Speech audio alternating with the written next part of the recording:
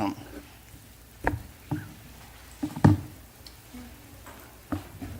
go ahead and let you sit down, Mr. Jewell.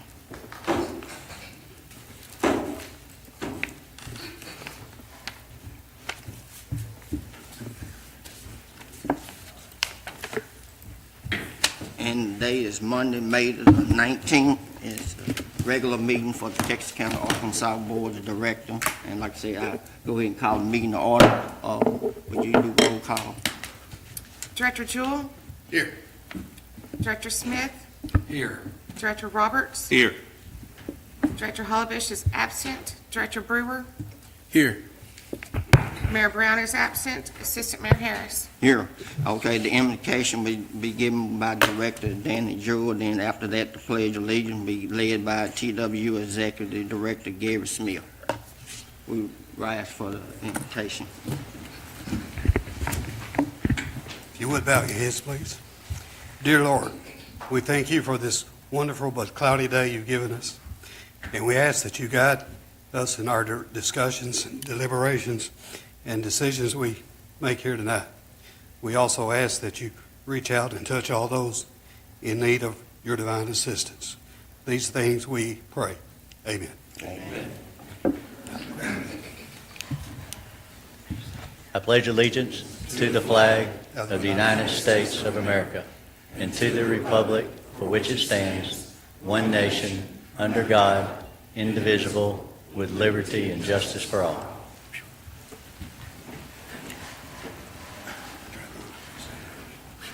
And the first item on the agenda is citizen communication time, and I got about 5 people that want to speak. I'm going to do the first one is Karen Alton. Alton. Okay, that's the first person. Miss Karen, will you come forward to speak here? Okay, my concern is the potholes. I've got pictures of my road, Old Blackman Ferry Road. I mean, you try to miss one hole and you hit 3. And would y'all be interested in looking at the pictures? Well, before you start, would you go ahead and just give your address? Pardon? Will you go ahead and give your address? 5801 Old Blackman Ferry Road. All right, thank you. Go ahead. If I could. Thank you. Oh, yeah, we got the same pictures, bless you. Yeah, I mean, it's pathetic. Our roads are awful. And whenever I've called in numerous times. You're on the list. That's all I get is you're on the list. And I ask, could you tell me where I'm at on the list? Oh, no, I can't tell you that. But why do we have 3 people working potholes and we got 600 miles of road in Texarkana, Arkansas? 3 people. And most of the time, I saw it on Facebook, someone said one's got a shovel and 2 is on their phone.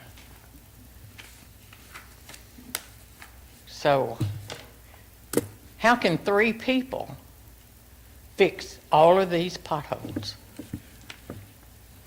If we don't have, I know she told me one time, you know, no one wants to work. Well then, if no one wants to work, need to contract out.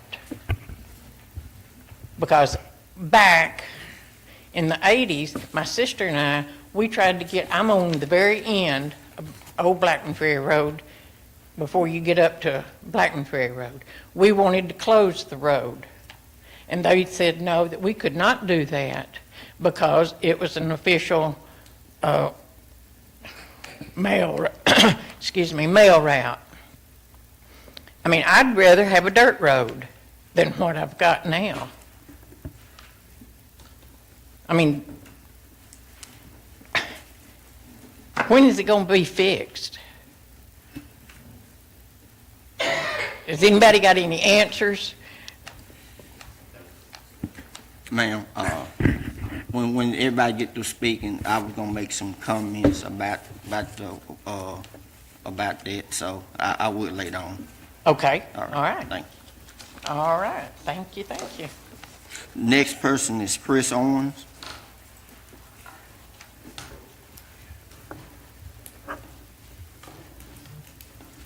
And also, will you give your address for the record?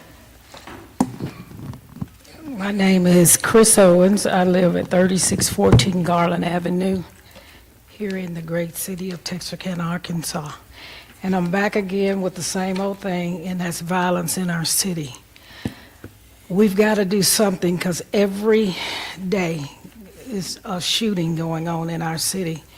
And sometimes it takes it coming into our own family, our own homes, before we decide that it really matters and that we really want to stand up and do something. This time, we're having a prayer vigil on the steps of the Bi-State Justice Building. And out of all of the times that we've been having anything, we're yet to see the city officials show up other than Director Brewer. It is my plea that you guys will get more involved. I would especially, and I mean especially, would love to see our mayor involved. I know that when violence is going on in other cities, that the mayor of the city is involved because there's a concern. And I know that yesterday there was a shooting, and it doesn't really matter why the shooting occurred. It should not be so much violence in our city. Texarkana is just way too small for that. You know, we're about to run over Shreveport with all of this violence that's going on in the city. There's no fault. I'm not blaming the city officials, nor am I blaming the police department. I blame the community. It is our job to say what we see and let somebody know what we see so that our grandmothers and our children don't have to be afraid to come out of the house because they just might get shot. And of course, these days, you don't even have to come out of the house because people are getting shot in their sleep. And it just ought not to be so. And they're just, if nothing else, we ought to be making noise about it. We ought to be saying to these shooters, we don't want this in our city. And we're saying to you, stop doing this in our city. But we're just sitting back and doing nothing. And people are telling me, well, you're just doing this, that, and the other. Well, at least it's something, you know. Make some kind of noise. Make sure that these shooters understand that we don't like it. And I can't really speak for anybody else, but I can speak for Chris Owens. I don't like it. And so if I see, I'm going to say I just haven't seen yet. I want to give you guys these flyers.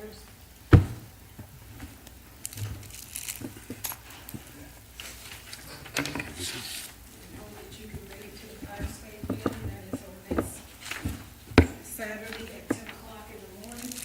I'm gonna trade you.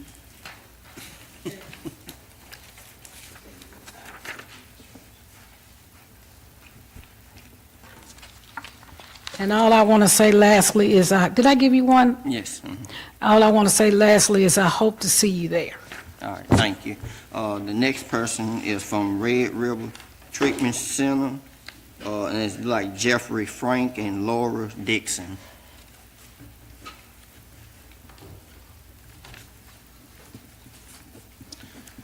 Appreciate your guys' time. If y'all have trouble understanding me, I'm from South Louisiana, so. Name's Corey Dixon, yeah. Oh, Corey Dixon. Yeah, we're from River Ridge Treatment Center on State Line, and also represent Southwest Arkansas Counseling and Mental Health Center.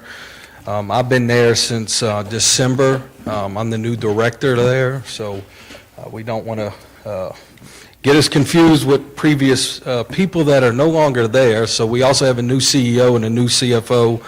We come in to revamp the whole system and get it back to where it needs to be. But what we offer is mental health services at our main location on Arkansas Boulevard for anybody who needs mental health, from children to adults. We also go inside the jails. We have a contract with them. And also for the mental health services, if they have no money, we get state grants to pay for their mental health services. And then as far as River Ridge, we're a 30-day residential drug and alcohol treatment center. I invited Mayor Brown up there at the time. He couldn't come, but I've chatted with him a couple times just to let him know what we're doing there and trying to serve the community. We remodeled the whole facility, brought in new employees, and just trying to get that treatment center what it used to be years and years ago, from what I was told. I've been here now 5 years. This is my home. I love this town. And if there's anything we can do as a mental health, drug, and alcohol treatment center that you guys know we can help you guys with, coordinating people, whatever we need to do, just building that connection back is what we're here, just offering those services. So Jeff's going to share a little bit. He's been with River Ridge as our peer support specialist a little bit longer than me. Okay, if I give you Yes, that yes, number go ahead. for my card? Go ahead. Thank you, sir. Thank you.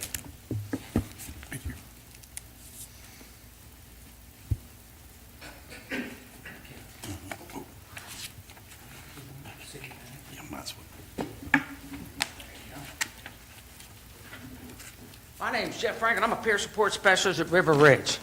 I've been there for 4.5 years, and one of the things that differentiates peer support from counselors and case workers is that I've got the lived experience, okay? I am a recovering substance abuse individual.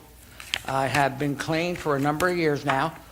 One of the things is that, I do have education, but that's not necessary for peer support. We don't have to have education. We just have to have 2 years of sobriety. We have to attend 40 hours of training. We have to have 500 hours of on-the-job training, and then we have to pass a state test. And it is not an easy one to pass. But I think one of the things that everyone would like to know is how well is our program working, okay? And I've got some numbers from the end of 2024. And this is one of the things that I do. We made 470 calls to people that had completed treatment. Out of that 470 calls, we had 157 answers. So we had 33% of the people that we called answered. Of that 33%, 88 are still out there in recovery. 56% are still in recovery. That's an amazing thing today. 9% or 8 of them were out there still using. The statistics say that 50% of those people that complete treatment of 30 days, after 30 days, are out there using again. And at the end of 1 year, only 1 in 10 will still be in recovery. 1 will be dead. That's the statistics of this disease of addiction. And we're here to help individuals recover. I'm here to support them in their recovery. I'm here to help them. I'm here to advocate on their behalf, to help them find jobs, to give them job skills, and to teach them what recovery is all about.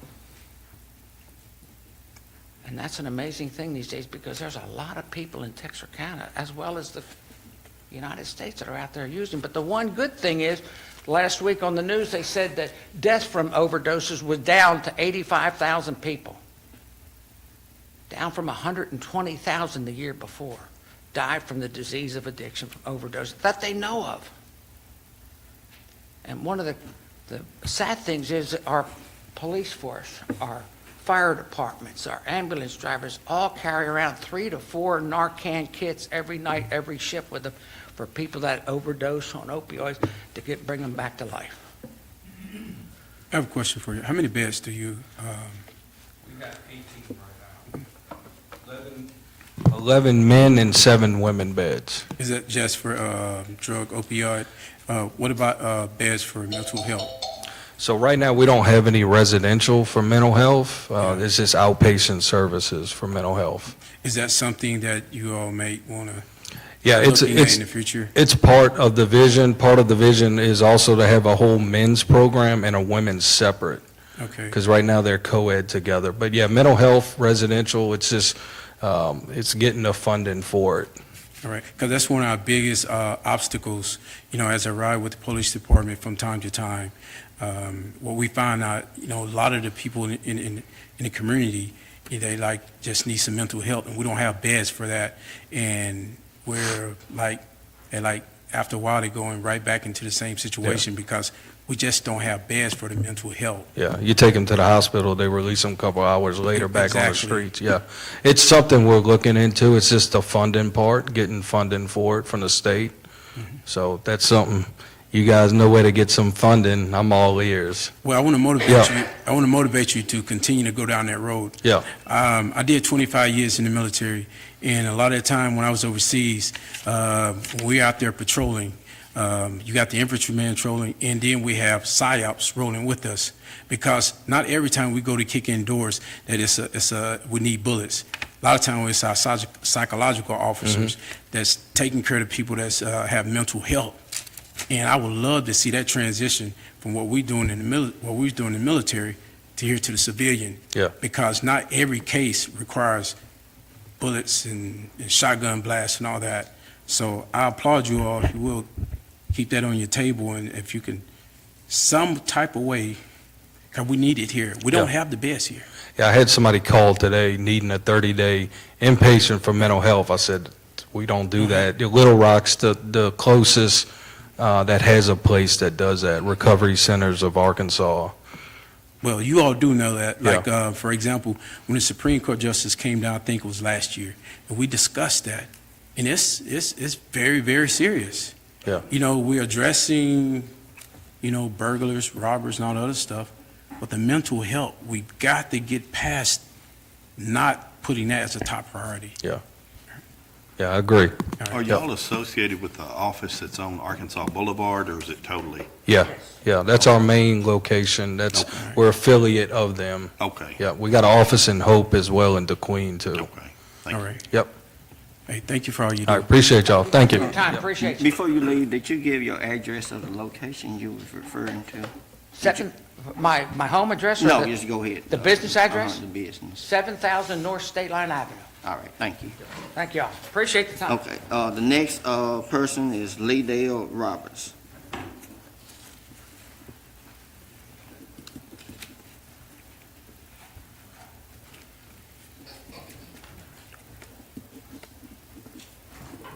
Say, Mayor, Lee Dale Robertson, 2100 East 11th, Texarkana, Arkansas. Real big, high tax-paying dollar neighborhood. And I'm here to follow up on, the last time I was here, we was gonna check on the PUD, could y'all look into changing the hours they could operate at Tri-State Iron and Metal, which we've been asking this for the last 2 years or so. No one never seemed to have an answer. Can anything be done about it? And I was here last month, and I was told to come back, that the city manager and the attorney were gonna look into it. Is there anything can be done about this time for a tri-state go?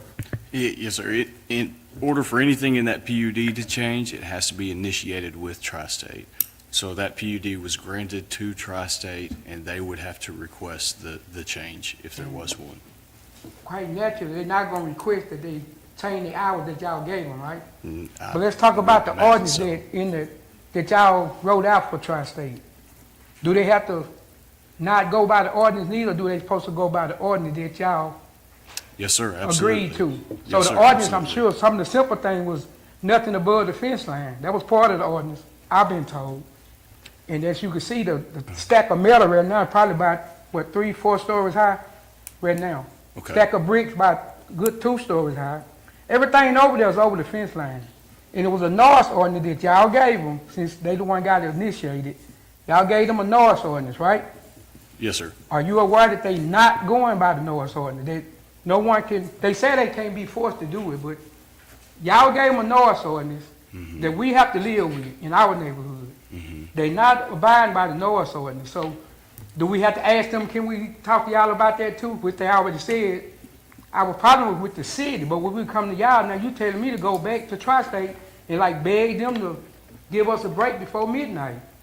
I'll talk to Tri-State myself, and This the main thing I want to talk about this time. This ordinance that y'all agreed to. Can y'all pull that ordinance and check everything they going by as far as the ordinance go? Can y'all look and see, yeah, they doing this right. They're keeping up with the noise. They're not above the fence. The debris is not too high. Can y'all just check everything off and let us know that y'all really trying to help us? Because right now we living in, all these people just got killed in this tornado, let's say in Missouri, or wherever they was at. yes, sir. If you go look at that pile right now, how big it is, the big old piles of bricks and all the debris over there. Let's say a windstorm come through Texarkana, a tornado. It's going to wipe us out. And then all we going to hear then is the insurance can't cover because we didn't have that type of insurance.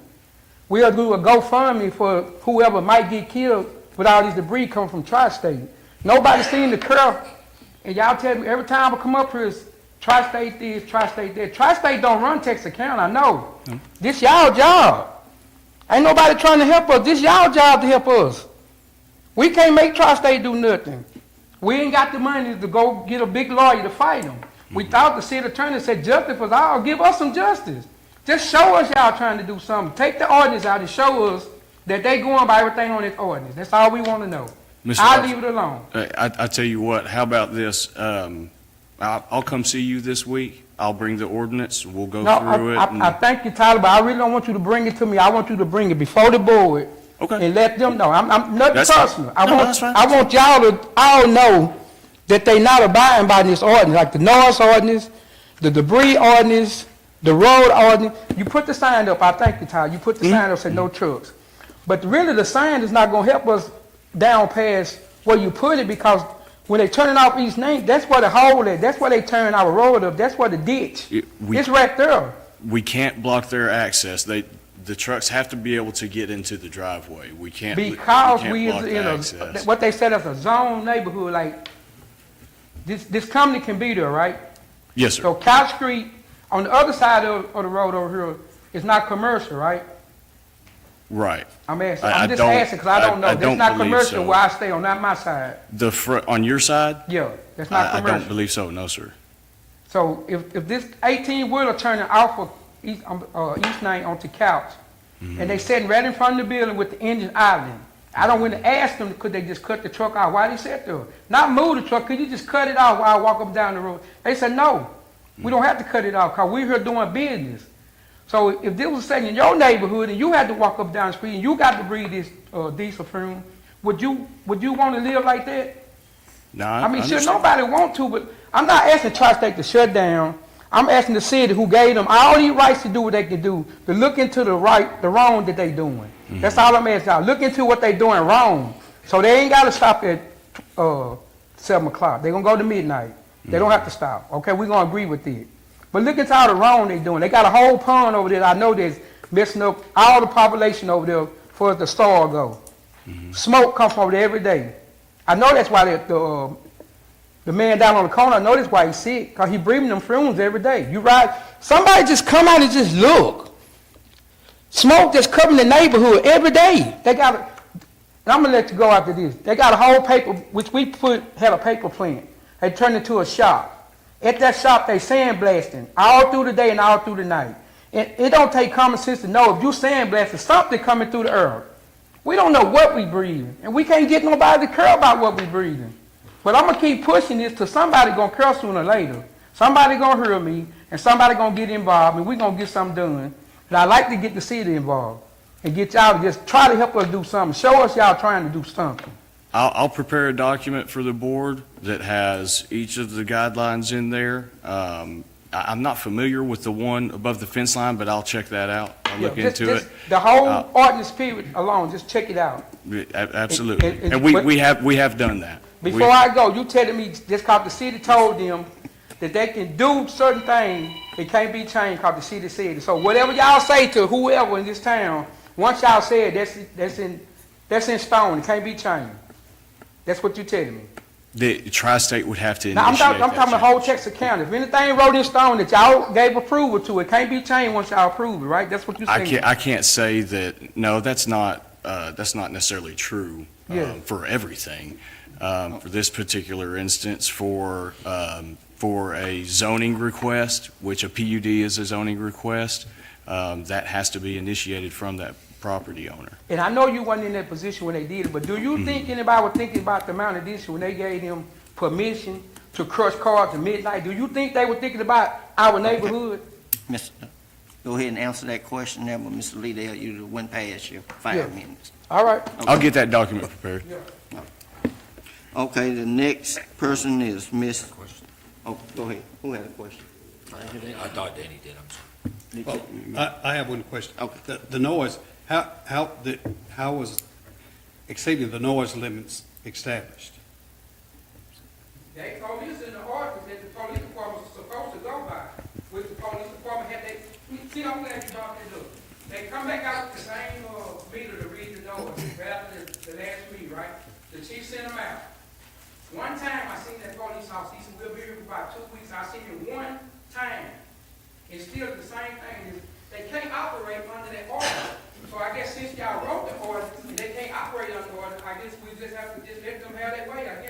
But are you assuming they're exceeding the No. noise limit? Or No, that's off of their meter, it's over the noise ordinance. It's off the meter that they bring out. I don't have a meter. But, okay, but I what you're think the- saying, Director. The officer was misunderstood the ordinance that time when he talked to you.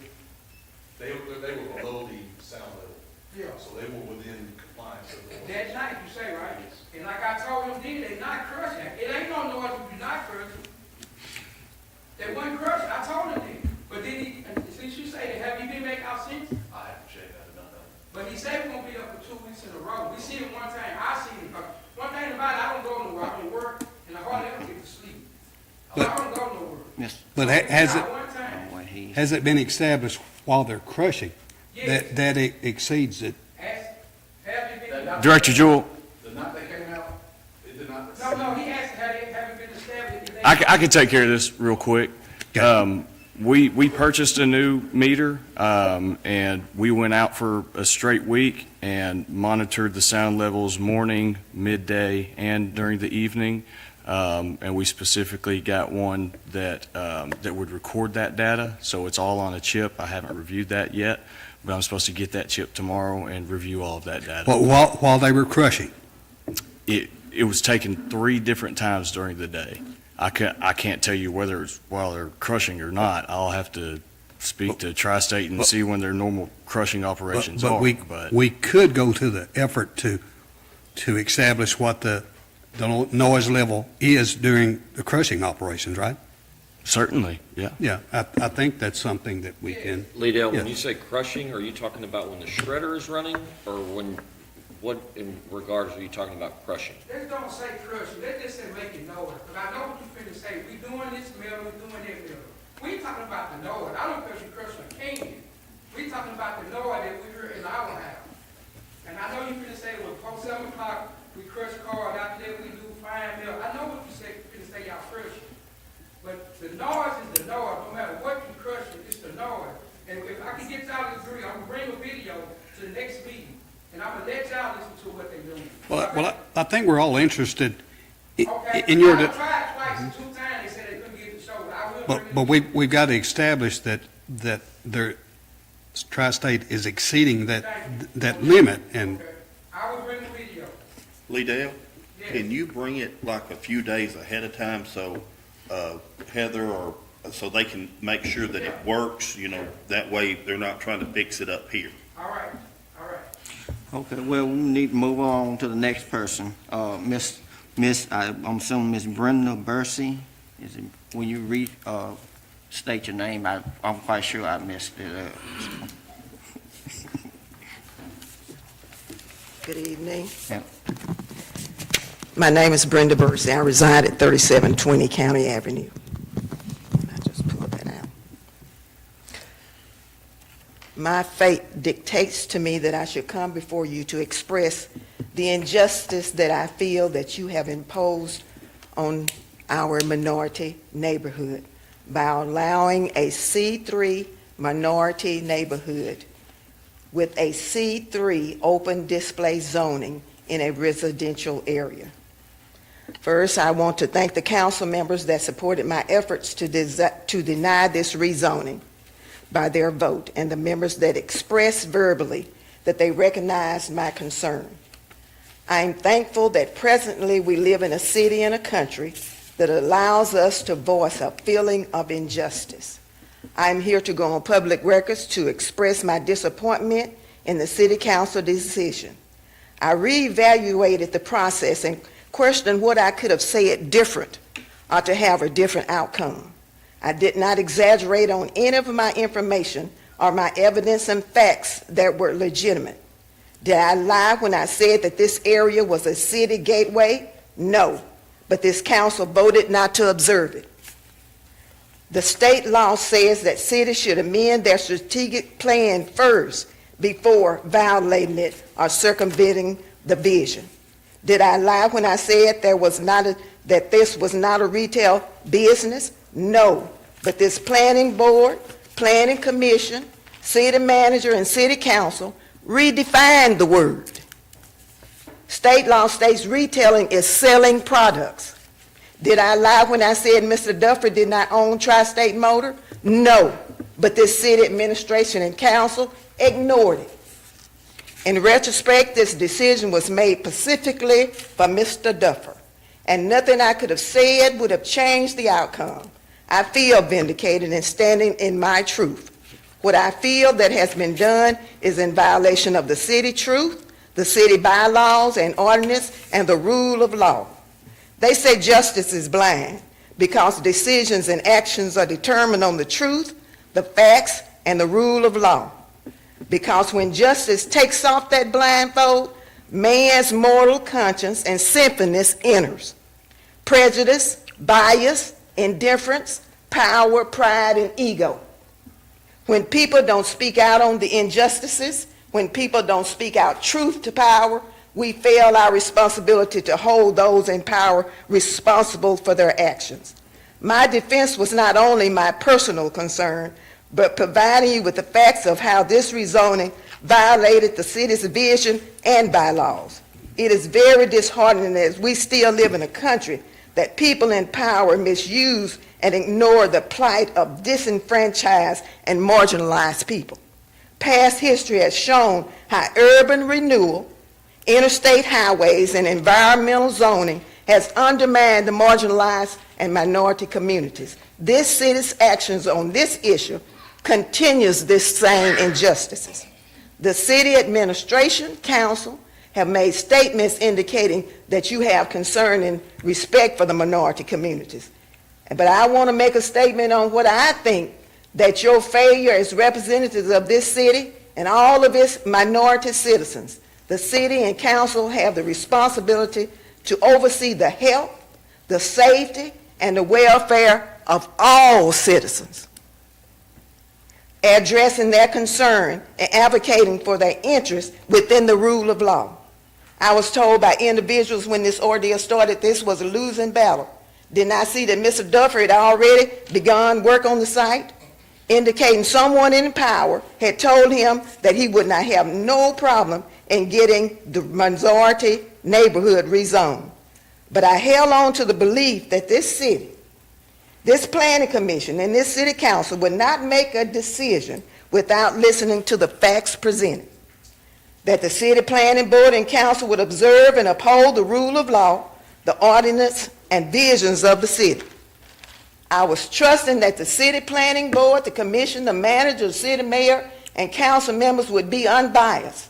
They would make their decision based on facts and principles outlined in the city bylaws and comprehensive plan. But they took their blindfolds off. Justice took their blindfolds off. Thank you for listening and giving me this opportunity to express myself, and I will be back to finish. And thank you. Thank you, Ms. Berscie. The next person is, wait, I know I saw this, right, is Mr. Sean Taylor.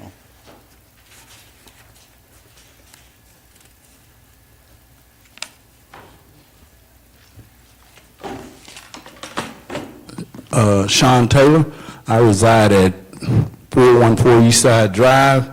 I have property at 204, which is Miss Dinkins. She's now moved. She brought her issue was at Nicks Creek, which is my issue. And I have also a resident at 324, all on the same street. I had Mr. Laney Harris go out and take pictures. Behind my building and my fence, I had about 14 foot toward the creek, and this last storm that came through, it took away, I'm down to about 4 feet, and some places 2 foot toward my privacy fence in my building. And I was able to take my zero turn and make about 4 passes back there. I can't even go across now. That last storm ate the creek out, and it flooded one of my houses on 47.5 Bismarck. That creek is ridiculous. And I know Ms. Dinkins and people have been talking about this Nicks Creek for forever. It's horrible. Trees growing up out of there, it's really bad. No rocks, no nothing in there to stop the water from eating away at the land. And Mr. Laney, I think he had it on Facebook. He took pictures of a building and everything that's back there. And I need some assistance with it, getting some dirt back up there so at least I can mow and come back behind it, you know. All of the properties are on East Side Drive? All mine are on east side. Then, you know, the creek runs behind there. It comes way past Arkansas High all the way over. Yes, sir. And I know Billy Jones, a lot of people got flooded on this last one. It was really bad. It kind of took the trees and everything away. And like I say, I can't even walk across it, the back anymore. So you're saying the land has eroded? Yeah, I got pictures of it. And you can't, like I say, I used to make about 4 passes through there with my zero turn, 4 or 5. I can't even make one. I can't even go across there now. And I'm afraid it's my building and my fence. If we get another storm, it may just take it, it may go in there. I don't know. What's your address again? 414 East Side Drive. I'm right off the viaduct here you come around by the fish market, and it runs in dog legs into Preston Street. I have a privacy fence, a lot of vehicles. And I also bought Miss Dinkins' address. She just got tired, and she moved on, and I got her place right there on 204 now. You said 401 what, I'm sorry? 414 East Side Drive, 204, 324, and I got about every house there except 2. And I just need some assistance. They're gonna have to get a track hole, something to get some dirt back up there. Tyler, what's the city looking at doing on the issues with? We've got a widespread problem. Director Harris sent me the pictures. I do have those pictures, and yes, it's rough. Yeah, it's real bad. I cannot walk back there anymore. I'll Yeah. fall in there. Or Yeah. my zero turn, I'll go in there.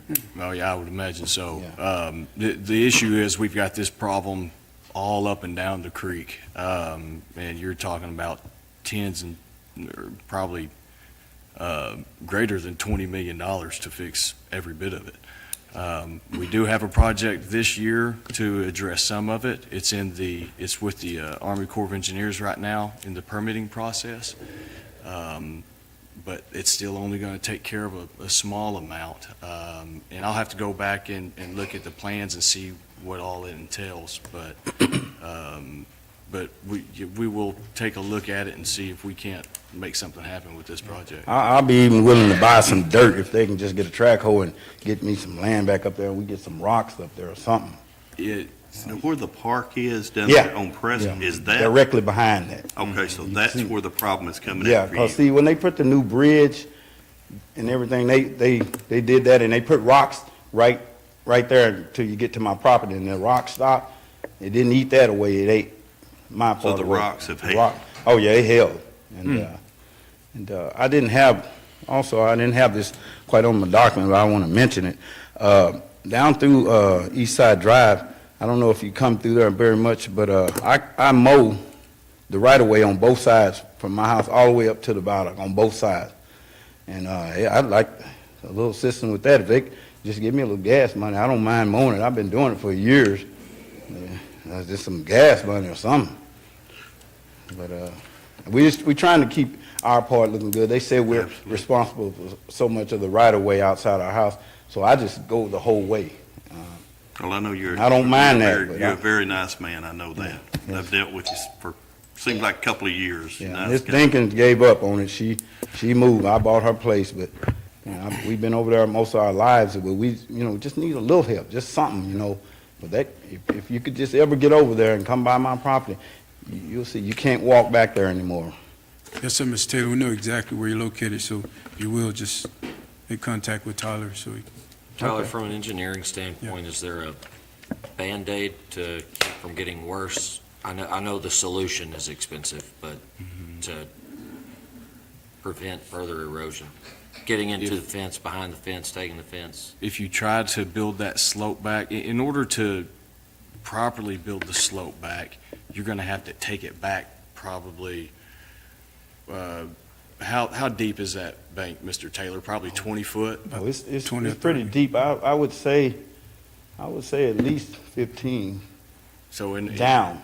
Yeah, But, at least 15. But it's what I was looking at today. If it was, several loads of red dirt or something dumped back there, it could grab a hold. You know what I mean? But I don't. But it'd have to have some rocks to come hold it. The problem is it's eroded to where it's near vertical, right? So in order to build, if you go in there and put dirt back on that slope right now, it'll be gone immediately. Be gone with the next rain. In order to build that slope back, you have to take that slope even further back at about at least a 2 to 1. So you're talking about taking out an additional 30 foot back towards your property to try to build that slope back, because you have to build it back in sections. So it's not quite as simple as bringing in dirt and building it back. But you're right. I mean, what truly needs to happen is it needs to be stabilized, and dirt's not going to stabilize it. You need some What's rock going or on, crap or. that creek, it's the whole entire creek, of course, it's, when you get down by, when you cross East Street under the bridge, it's grabbing just trees, just everything, it's never cleaned out. And, I mean, and it's coming from a long way and it's dumping on us over there. And if something ain't ever done, I mean, what's gonna happen? I mean, I see people now when we say we're gonna get 5 inches of rain or so, people start moving stuff and, because they know what's coming. So, it takes about 7 inches of rain, but it'll come out of there, and it comes out on both sides now. Oh, yeah. So Tyler, we need to do something over there. If you're going down 67, there where you turn right to go over to Mandeville over the tracks, there's a big spot that there's always rocks and stuff. I'm sure it's state that's out there. Oh, yeah, Do that's. they use that stuff? Is it a big pile of black? Yeah, it's asphalt. Yeah, it's asphalt millings, Yeah. is what that is. Is it something they use? Typically, yes, they sell it. Would We've got something some like that be a ourselves. Band-Aid? No, sir, not millings. There's not enough binder in it to get it to hold. It'd be virtually like dumping sand on the banks over there. So what you're saying is that there's nothing going to be done, can be done, and probably won't be done? No, sir. Oh. I didn't say that by any means. Okay. I don't know. I'm going to have to look into it. I don't recall whether that specific area is part of this project that we have planned or not. I have to go back and look at the plans. The engineers did a study on Nix Creek back a few years ago. We did an initial project in that, about $750,000. It consisted of stabilizing some of the upstream, because big problem is that we've got a bunch of erosion upstream, it washes down, and then it collects on y'all downstream. Yeah. So we stabilized downstream, we did some upstream, and did some dredging downstream. But we need to do some additional stabilization, but I can't tell you off the top of my head to what extent is in this project. Was that all the netting and vegetation they did there at the ballpark alongside Nix Creek there? That was Is part what of we're it. talking about? Yes, sir. Well, I went to a volunteer fire department meeting, and they were having, where we had all the straight line wind damage and stuff out in my ward. And I know that they have got some stuff that they said, and I don't know if it's something that they get from the state, but the emergency services director for the county said that they have some type of program, because they're trying to get the money over there where the apartments flooded by Jefferson Park to build that wall up. I mean, would something like that even help? We've got it, we've made a claim to Arkansas Department of Emergency Management from the disaster that was declared. Streets Department spent at least a full day, if not more than a full day, taking them all over Texarkana, showing them all these eroded areas, all sorts of damage. So we haven't found out what, if any, money we're going to get from that yet, but yes, we are. Now, is that the claim that was originally denied that the governor has put together as one big claim now? No, that's separate. That's different. That's separate? Yeah. That claim didn't actually get denied. What had actually happened is they approved 75%, which is their goal. Okay. And then the city and state are responsible for 25%. Okay. What she resubmitted was trying to get 100% coverage from the Gotcha. federal government, and he denied that because we didn't meet the qualifications. Gotcha. Thank you. That's all I really have, but what I did want to say, one last thing is, if they're gonna, the storms and stuff are getting worse, all over, you kind of see that all over the world. And we're just kind of afraid that, you know, every time we're getting 7, 8, 9. It don't come very often, but it comes. And when it gets 7 or more inches, the city, it just can't hold. I mean, Sterling Crest Apartments, just everything up down through there was just, it was bad. Yes, sir. We just need some kind of help, if anything. Hey, Tyler, I just want to say this. I've seen this before in courts of engineers. When they put eyes on it, you know, they'll really let you know how they can rebuild it. I've seen them rebuild areas like this. Of course, that's on a different platform and different amount of monies from DOD versus the cities or what have you. So I've seen them build these areas like this right here to make them stable, that we can take our equipment across them or what have you. But we're working with a different set of monies as well. But course of engineers, and let Tyler have them to go through and make their assessments. And then after that, we start backward planning to see where we can find the monies. Okay. All right, thank you. All right, thank you for your comments. All right. Okay. The next person is Mr. Edward and Jennifer Bede.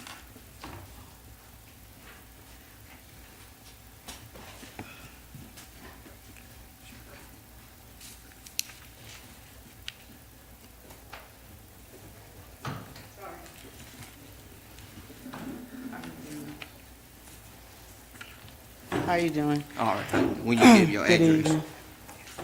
My name is Jennifer Bede, and I'm Edward Bede, and we live at 5301 Sanderson. All right. My biggest issue is my street. My whole street is basically washed out, but what we got left of it is like a battle zone full of holes. And then on top of that, we got guys coming through there on three-wheelers. And then we got guys coming through there in Dodge Vipers and Dodge whatever, coming through there like it's a speed trap, speed zone. In all of this, I would like to find out from the city, how do I get my street dead end? Because 18-wheelers are coming from the interstate and they making that loop around. I don't know whether they're getting lost. I don't know whether GPS is sending them that way, but I do not want my grandkid to get ran over by an 18-wheeler that's coming through there. There's no sign that says they can't. May I ask, do you have no trucking signs up there? No, I do not. Okay. Or no trucks signs? Okay. No, I know they come straight down, I think they renamed that street according to, or the camping place. They come straight down that street to go to Scott's to drop off tractor trailers. But those guys don't make that turn. The guys that's coming off the interstate comes around Sanderson Lane and go back down towards State Fair. They come up down my street and go down 50th Street and go back to 245, not 245, but back to the interstate. But the biggest thing right now is going home. I'm almost blowing out of tire if I'm not going 10 miles an hour. I came in late, I apologize. Can you tell me the name of your street? Sanderson Lane, 5306. 301. So you're saying they're making a loop like from? Yes, the 18-wheelers are making the loop. From say the RV place? No. From the RV place, I don't have an issue with. But- These are tractor trailers that's getting off the interstate, Right. making that loop, coming down Sanderson Lane and going back out to where UPS is at. On 40, that's 48th. 40, that's 50. That's 50th. They're turning there by the camper, making the loop. Yes. Coming up. Coming down Yes. Sanderson, And I and then making a think left there towards Southeastern Freight Lines. I think it's happening more frequency because I think the GPS is confusing them about which way to go. Yep. Because lately it's been an onslaught. Especially since the construction on 30 at exit 2. It's really bad. It's a lot easier for them to make the loop from, say, the RV going It straight. ain't helping than our street and our cars making the loop and back our around kids instead of are out backing up and there. doing all that. And I know there's a lot of bummed out street, but, you know, I'm just here looking at my street, Right. how awful it looks. And then I look at other streets over by my niece's house that doesn't even look like streets anymore. They look like a wagon trail because they haven't been taken care of.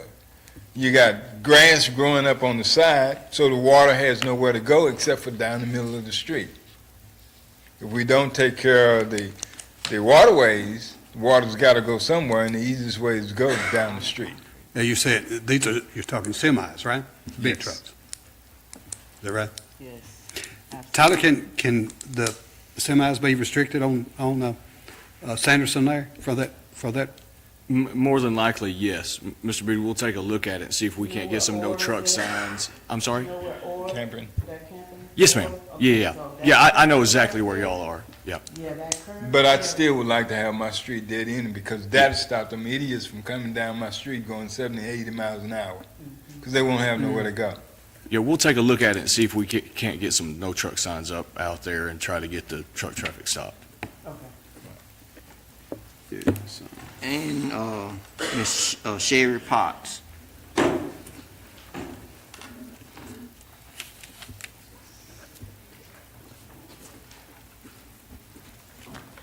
Sherry Potts, 4203 Christie Circle. And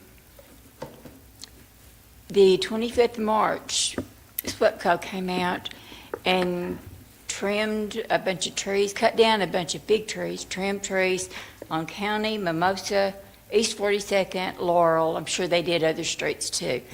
That was the 25th of March. This past, a week ago Friday, my daughter videoed all this, and she posted it on Metro Texarkana.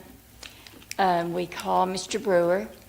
Mr. Brewer had no idea that it had been done, that all this debris was still there. When I got through speaking to him, I talked to Holly with SWEPCO. She assured us that the following week it would be taken care of. On the corner of 42nd and County, there was a big tree cut and laid there all that time. And the lady that lives there called the mayor, and the mayor sent someone out the next day and cleaned her yard, but nothing else got cleaned. So when we called Mr. Brewer and got through talking to Holly, then I called SWEPCO, the 888 number at SWEPCO, and he said unless the debris is blocking a driveway or a street where you can't see, that they just leave that debris and let it disintegrate. And that's not going to happen. So, Mr. Brewer, I praise God for him. Everybody should have a ward director like him. That was on a Friday. By Tuesday afternoon, it was all gone. It was clean. There's only one tree left, and I think they're saving it for hardwood. But on Laurel, I'm sure if y'all ever drive behind there, it's a homeless site, and I mean, it's bad. You drive back through there, and the people that come down State Line, they have to see it. Homeless have junked that up to the point where I was going to get out there and try to clean it up. My daughter had a fit because there's no telling when I was out there. But on Laurel, between Laurel, behind that hotel, back behind Wendy's. We got pictures. Mr. Brewer's got the pictures. He's seen them. Within a week, that was cleaned up. That mess is no longer there. The only thing that's there now is a few grocery carts from Walmart. I think there's one there from Target. They just need to be picked up. There's 2 or 3 of those. But for the most part, it's clean. When we come to potholes on 42nd Street, the 18-wheelers cut through there to get to Walmart. They go 42nd, County, Walmart, to keep from having to get on Arkansas Boulevard. We've got some big potholes too. We got one big enough that I put a tree in. When the monies are allotted through the 6 wards, I expect that money to be separated equally between the wards. Not all of it go toward one ward. You can drive one ward and there's no potholes. And there was no debris left from SWEPCO. It was cleaned up. Our ward is just as important, and these people's wards are just as important. with all this mess with the potholes and all the stuff that's going on and the weather, and we understand. We had some heavy rains and it made some bad potholes. We understand that. But when that money comes to the city, divide it equally. And don't make the citizens have to get out and do something. Thank you. And thank you for your comments. Tyler, I have a question. And a comment about some of the sites where some of the homeless is, piling up a lot of stuff or what have you. Is there anything we can cite the businesses to maybe fence in their property or any type of action we could do to help so they don't have a place they know they can go and just habituate? The only thing we can do to the business, as far as fencing goes, is if they abut a residential zoning, they are required to put up an opaque screening. Now, as far as if they're congregating and trashing up the property, we can certainly hold that business responsible for the trash on the property. No matter whether somebody else puts it there or not, the property owner is responsible for keeping the property maintained. Okay, I know I said I was gonna ask, about the pothole to Miss Karen. I'm gonna ask, Mr. Tyler, I know at the last board meeting, I brought up the issue about potholes, and I'm saying that if you drive down, I'm gonna give an example, you drive down Pinehurst, I hope the police is not down there, so I won't get a ticket for making, erratic driving. What is the city issues on, how's they gonna, in the future, address that issue? Because I'm noticing that you're getting more and more about potholes, and one lady did bring up about, the issue about, which I asked last board meeting, could you have two to, a truck? But you addressed that, you might wanna readdress that. Could you get another piece of equipment so you could, have two people to a truck or something? Would you kind of one way or another address the issues of the pothole? Because I'm thinking that's right now one of the biggest issues that's going around in the city. Yeah, it certainly is. In order to address them in the future, I need more employees and more money. Okay. That's all there is to it. Okay. We don't have enough employees. We do we're with those guys. We see them work. They are busting their tail every single day, working overtime hours. We can't pull any more employees. We've got weed lots to handle. We've got creeks to clean. If we put everybody on potholes, then everything else just gets neglected. The pothole contractor that I spoke about last time, we're still waiting to hear from him when he can get to town. He's trying to finish up on another job. He'll be here Next week. Okay, so if he's coming next week, how's you determine as to what potholes he gonna do to worry about? Because I remember you stated at one meeting that you was gonna let Chuck determine as to what potholes. I he's never done. said that. No, sir. I could be wrong, but I thought sure you stated that. I said that I would consult with our streets department and we would determine Okay, where well, we would send them. I'll probably go back and re-listen to that, but you kind of stated. Please do. But that's what's here or there. But I'm just saying, so what area and how is he gonna make that determination when they get here? That's what I need to see, what type of clarification. When they get here, what areas they gonna start to doing potholes? Because basically, they everywhere. I think I gave a 4-page list for Ward 2, maybe a month ago or so.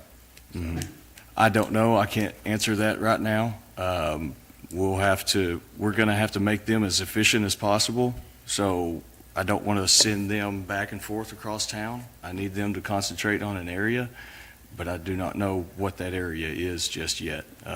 There's no one area worse than another. It's bad all over the place. we could use about 6 of those crews right now and send them to every single ward. Okay. And based on that, we exceeded basically our time for public citizen communication and, Can I ask one? go ahead. question? Yeah, go ahead. I mean, way back, they said any street that went to a church, that they would upkeep it. Yes. Well, they fixed Union Road, they went all the way down and fixed Lion Ferry Road. Why couldn't they went down Old Blackman Ferry Road? It goes right to the church. People come down that road every Sunday, every Wednesday. Is there anything in y'all's records that show that, I'm talking way back. Yeah, I've never heard that. It's certainly not a policy that we've adhered to. If there was something said like that in the past, I've got no idea. But it's not a policy that we've You know, I followed. know we had bad storms, I lost 10 trees off my place, but the potholes was there before the storm. Yeah, they've been getting bad for a while, yes, ma'am. Because I call and all I get is, you're on the list.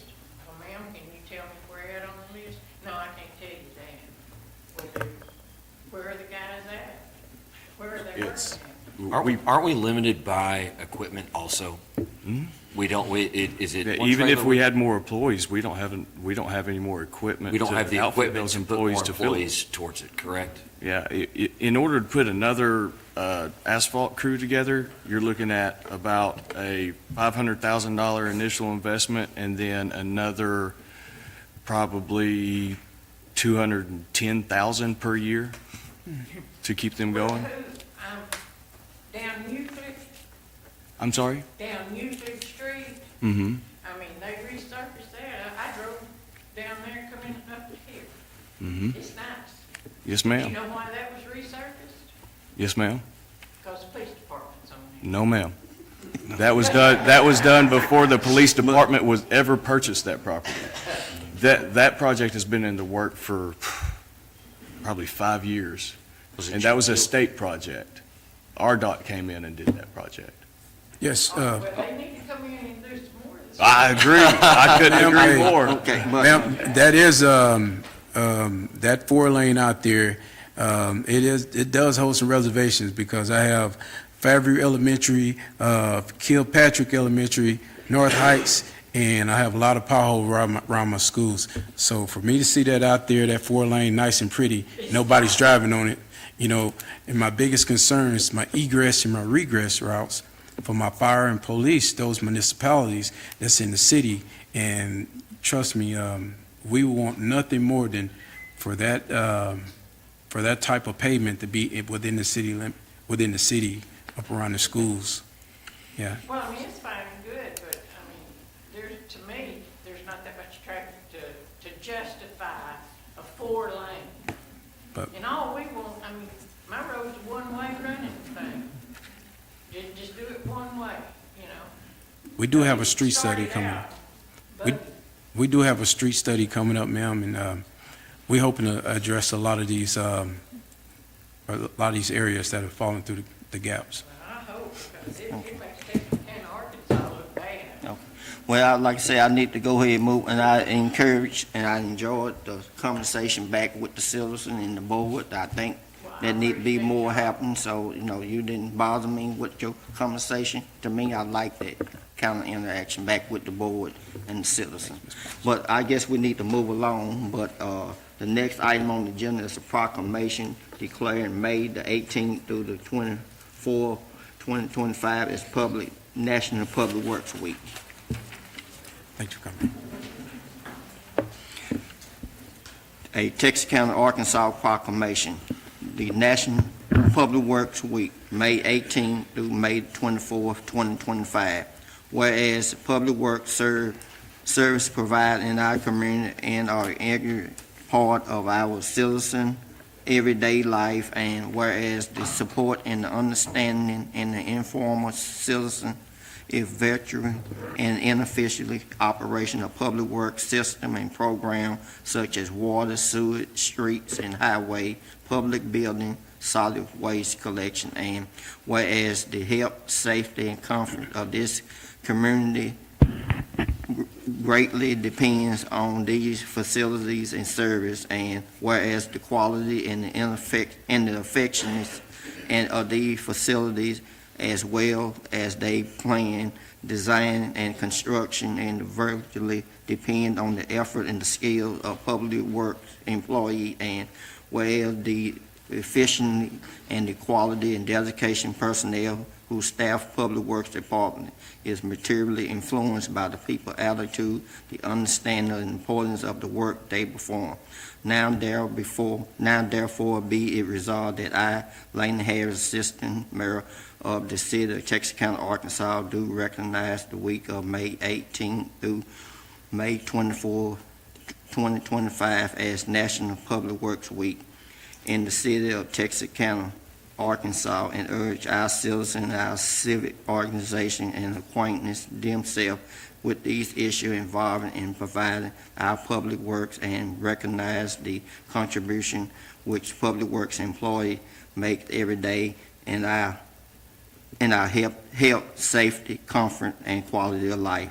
And it's signed by myself, Lane Harris, Assistant Mayor, and attested by Heather Sword, City Clerk, Texarkana, Arkansas. So I'm assuming I'll be giving this to someone.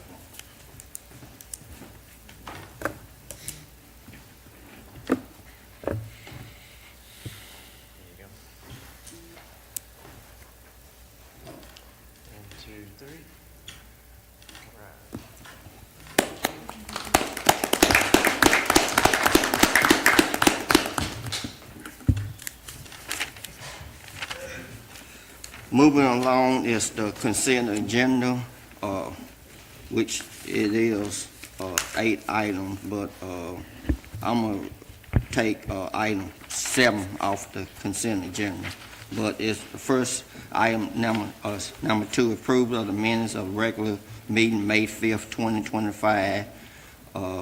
Number 3, adopts a resolution authorizing the city manager to enter a contract with Automatic Logic Contractor Service to make the necessary improvement to the existing HVAC system for 801 Wood Street office. Number 4, adopt a resolution authorizing the city manager to enter in a contract with Johnson Control to perform an investment grade audit of Texarkana water utility facilities. Number 5, adopt a resolution authorizing city manager to enter in a contract with Dion Water Solution for Millwood Treatment Plant Cleaning of the Sewage Pond Project. Number 6, adopt a resolution urging congressional support of Red River Army Depot. And number 8, adopt a resolution accepted 2024 audit engagement letter by the accounting firm, what's that, Farzo Mazer, did I pronounce that right, LLP. Are those consent agenda? Do I have a motion? Make a motion to, I'll second that. Okay, it's been motion and second, and all in favor say aye. Aye. Any opposed, nay. The item 2, 3, 4, 7, 6, and 8 of the consent agenda passed. Now is my next item number 7. I'm taking it off the consent agenda.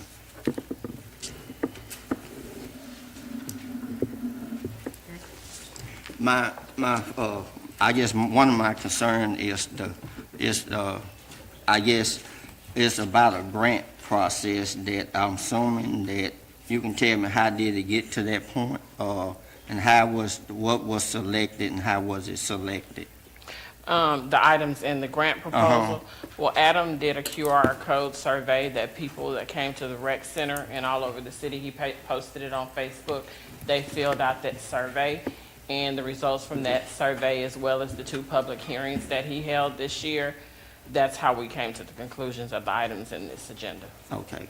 And then my other concern I see, it got in there that they want to tear down the England swimming pool.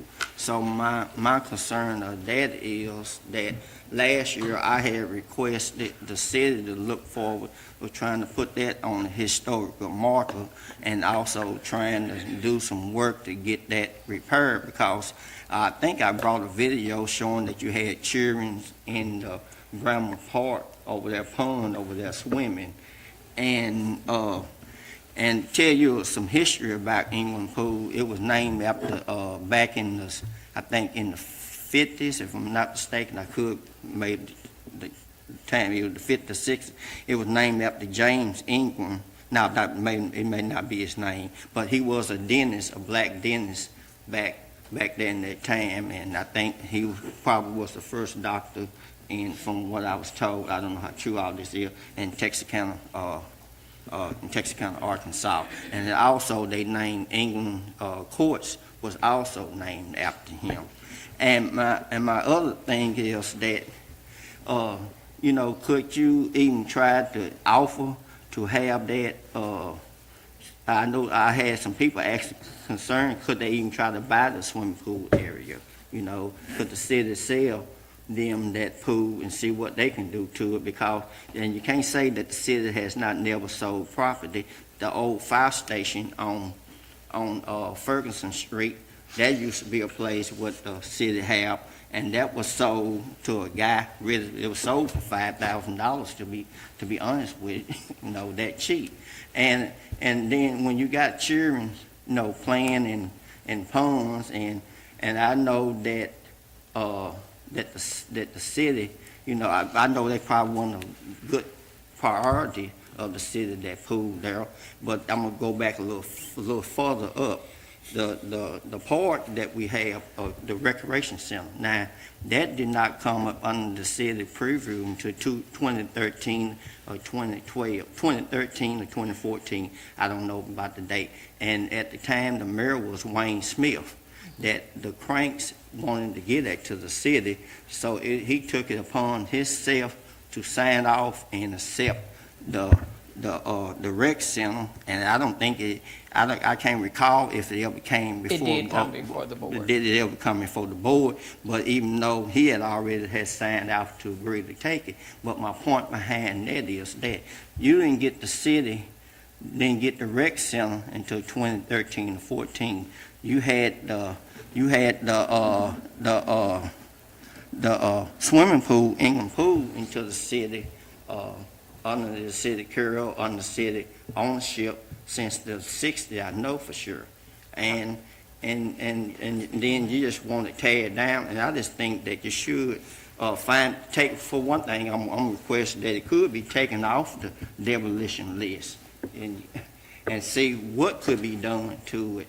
You know, right now, I don't know if and another thing, I haven't noticed that the city have even requested a study on that, as far as I'm aware of. You know, you do a study on other things. Have you questioned the study? Well, to speak on the 2013 episode in regards to the pool, myself and Paul Hackerman did go to the city manager at that time to do a Section 108 loan to get the pool rebuilt, and which was horrible. And at that time, he didn't feel it was needed.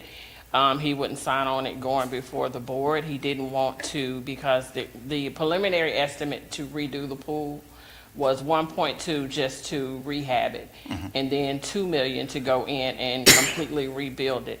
He did not at that time want to tie up the city's CDBG dollars. That was his response. We did look at putting in a splash pad, and the board did not want to pay for that. So it's not for lack of effort on staff part. And I do know you've been fighting that battle. I have. But it really is going to have to be this board's decision to decide what they actually want to do with that swimming pool. The only reason we're putting the demo in here is because the structure itself, it cannot be saved. They did a walkthrough of it now, and Who is they?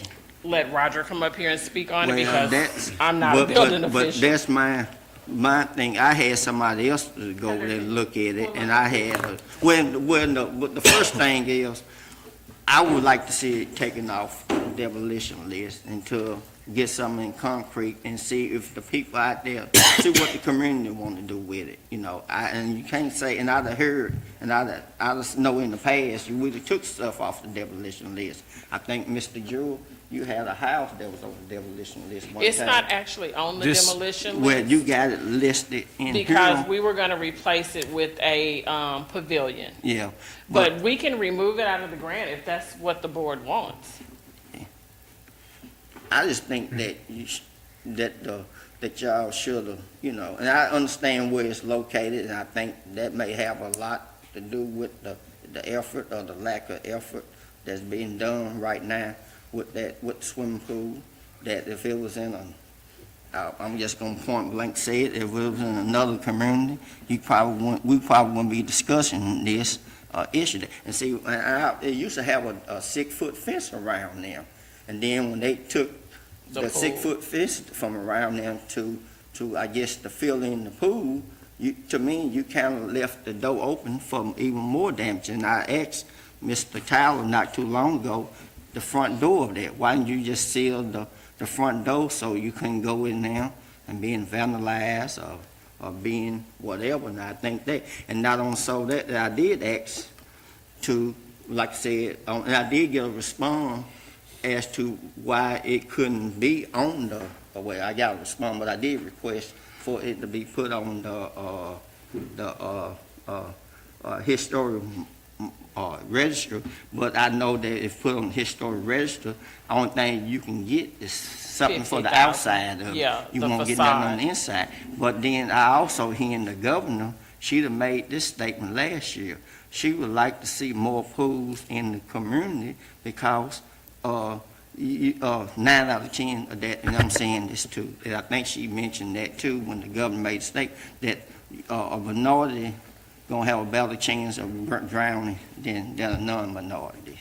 I don't disagree with you that the pool is needed. And then the other issue I'm saying that back in, I remember back in, a while back in Shreveport, that you had 9 family members ran after each other trying to save each other because none of them didn't know how to swim.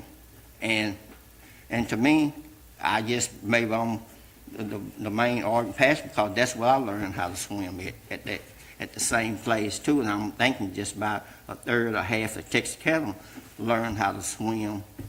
If you, I guess I'm finna tell my age, if you were born in the, 59 to 64, you may have went to that pool and learned how to swim. So, and make a long story short, that's what I see. I just see, and then when I put this issue on Facebook, a guy asked me, said, could I buy the pool?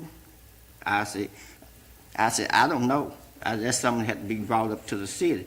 But from what y'all have, I give you his phone number, but I would like to forward with the grant process, but removing the action of demolition of the pool off there, just seeing what could be done. And I'm gonna say this and go, because I know 4 years, now it could be long, 4 years ago, I was in Washington D.C. and I had met 2 African Americans, gold medalist women from the Olympic, and they asked me, did we have a swimming pool in my town? I said, yeah, but the condition is, it ain't in great condition. He said, well, you know, AARP has some money out there for to help somebody swim, especially somebody of color, based on what happened in Shreveport. And I said, how did you know about Shreveport? He said, that became a nationwide concern about what happened in Shreveport when a half of a family drowned trying to save a family member. So, but did you want to say something? I think, Tracy, you did indicate at the very beginning that it's not on the demolition list, but it could be paused or whatever action till we decide what we want to do or what have you. Is that something you was indicating? If the board wants to remove the demolition of it out of the grant, I don't know, do they have to vote on removing that? How that happens. Well, from the legal standpoint, you could simply remove it from the resolution, but I don't know if the grant application would We need to haven't be submitted changed. it yet. Okay. This is the resolution agreeing to submit. So, I They could simply, if they want to vote with the, I don't think voting, I'm saying that you can just request to remove it. no, I just don't read it. Right, okay, I'm just saying that because I know we'd have had houses up here, and Yeah. I ain't trying to pinpoint you out, but I know it was a house that you didn't want demolition, and you just request for it to be taken off the demolition, and it was taken off just like that. I think. I just wouldn't read it. Okay. Third paragraph lists the items, Nix Creek Park, Irma Dansby Pondexter, Bramble Park, and Ingram Park. So I just wouldn't say Ingram Park, if Okay. that's Well, what you. I have a couple of questions. Do you want to speak on the same? Mr. Douglas, Hey, Roger wants to speak on. Okay, go ahead. That's what I Yeah, just go ahead. Just so y'all know, we did go look at it today. Where it's boarded up right there, somebody ran through it several Right. years ago. There's no block. And there was a lawsuit in regarding that, what's the name, supposed to sue the person, before they got money for that the city sued that person who ran into it. Bert Newell sued. That was before my time. I don't I'm just know. saying, Bert Newell, now what did the city do with the money? I don't know. But that was a suit, if you look up if you FOI and see what the city have sued they sued by Bert Newell, you'll see that was a lawsuit right there against Bert Newell. And he the one sued that person, with that damage there. But just going on from that point, the roof is gone. There's stuff underneath the tin that's just falling down. Okay. And that's when I had this guy who looked at it, and he was saying $27,000 could probably fix Okay. that. The block building itself, you could use. Mhm. The plumbing, it had to be replumbed. I mean, if You're you're going talking to about use it, pits. if you're just going to keep it for a site, No, I mean, I don't have a wanna problem see with that at somebody all. using it. I want to see it being utilized. I want to see getting back into the community, saving life and doing this and that. And then you got another organization right down the street. This is Washington. I will go over there and talk to them. But we're not gonna get nowhere until we take it off, and then we'll go from there. I understand. But I mean, just to give you some insight into the building, And it needs a lot. I mean, I'm basically, aware of if that. you open a pool and stuff, you're gonna wind up tearing that down and building a new facility there with it. Because that one's not, I mean, you'd have to do Right. so much to it, it's just not, That was going to be my point. It's going to be, instead of refurbishing that, it's going to be a whole new development there, right? It's gonna Most be a whole- likely. It's just I mean, as cheap to build something new as Right. it is to try to. Probably repair more. that. because you've got to bust all the concrete up to replumb it. Right. It had to be rewired, a new service, everything like that. Tracy, can I ask you a question? Yes, sir. The grant, like as is now, with it in there, that's to put a gazebo there and Yes, like it's it's to playground put a equipment? 25 by 40. Okay. Would you be able to possibly even add later on like playground equipment, that Yes, type of and stuff? that is the plan, to keep adding to it. We're not gonna leave the park empty. We're trying to rebuild something back for the community. Okay. Now, let's just say that we leave it as is and we get the grant. I mean, we would know, I guess it would be broke down in the grant, how much we would be allotted to spend right there at Ingram, Yes, correct? it is. Okay. If, like Director Harris or somebody, if he found somebody that wanted to invest in it, I guess the part of money, I mean, I hate not to do something, because if we don't do something, we may not get in any money and it's just gonna sit like that. And that would give an opportunity for you to work and try to find somebody to do something before they do anything with the building. I'll And we give can another always example. request to amend what we use that money for. Okay, I will make another example. Bramble Park over there. I met with, what's the guy, name of a park, Alton. I met with him about Bramble Park. I showed him the fence over there, how the fence is. I showed him how bad the lights is over there. I showed him about the playground equipment over at Bramble Park. I showed him In need. this grant for Bramble Park, we are replacing the existing playground equipment. Okay, and what about? We're removing and replacing the pavilion. We are resurfacing the basketball court. We're adding security lights around the basketball court. So we are making some of those improvements that Okay. you requested in this grant. We're Oh. requesting funding for that. Okay, and also, but then you also don't have no lights over there at the park over there? They was taken down then. You're supposed to put another deck on the other side of the pond over there, over there. But I'm just saying, Grandma Park just has been neglected just about, any other place in the city, And why is, I'm saying, this be going on past conversation with Alton, and I don't know why these parks is not in these, and I'm gonna go ahead and use the poor neighborhood, they doesn't get the treatment as parks in other parts of the city. Director Harris, Bramble Park is in this grant application. Yeah, And I hear Ingram- that. Ingram Park is also in here. Now, this is nothing but authorizing us to apply for the grant. Mhm. We can go apply for the grant, but if we don't include it in here, we're absolutely getting $0 for it. We can always amend the request. The board is still going to have to accept the grant. We're still going to have to bring it back to the board for y'all's acceptance after we're awarded that.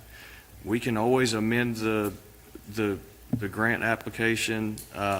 That's never been an issue before. We can change multiple things.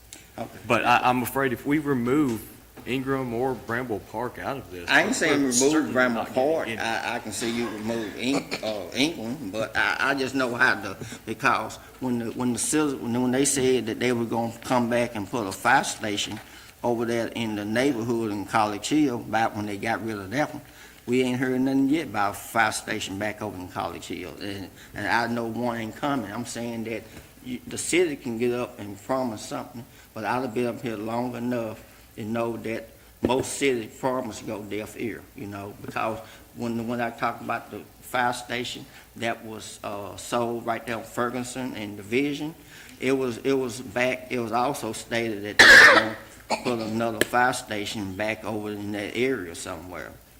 Have you heard anything about the fire station coming in there? No. You think they're gonna put a fire station over in there?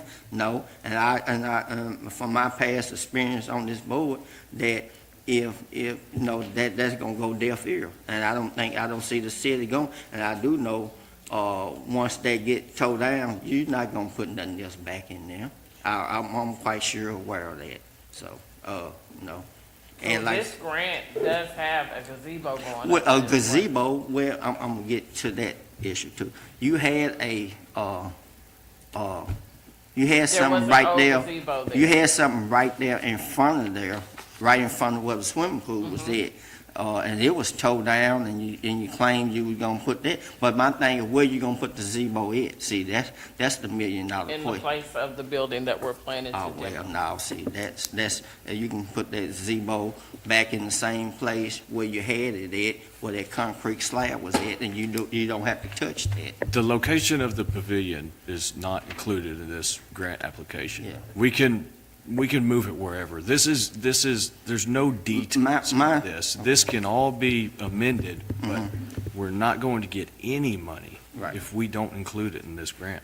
I don't understood you think so. correct, Tyler. Let's just say there was a pool there tomorrow. This building would have to be torn down and a new one rebuilt anyway. Oh, yeah. Correct. That's, one man said, why haven't you guys done a study for that? What? A study? Study? Yeah, What you kind of do, study?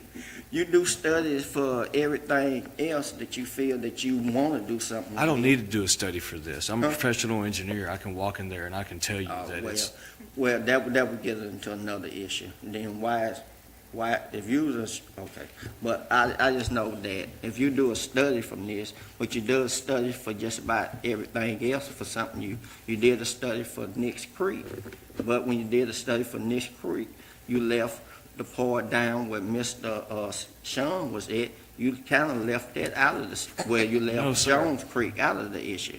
Jones You want Creek. a It was a study You want for a Nix quote Creek. to Was it repair Jones? it versus a quote to rebuild it, to compare? Is that what you mean by a study? Well, my thing is, he normally does a study for, the city normally do a study for something that they want to do.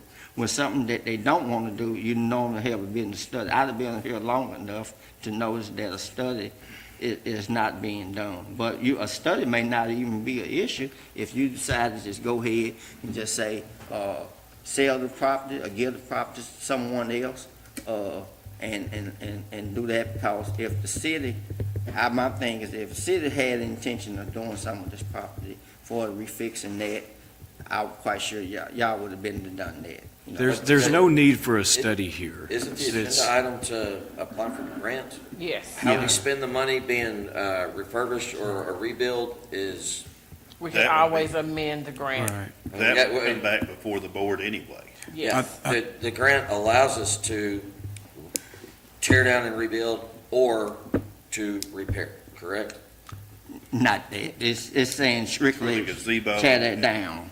But like Tyler said, where the gazebo go has not been decided. It's not- Our intention was to put it there, but if this board is saying no, they don't want it to go where that building is, then it doesn't have to go there, which would leave you the option, once the building is tore down, to rebuild in that same spot. But you see, where we headed back to the tear it down, so, but, is anybody from the audience want to speak on this or not, on this issue?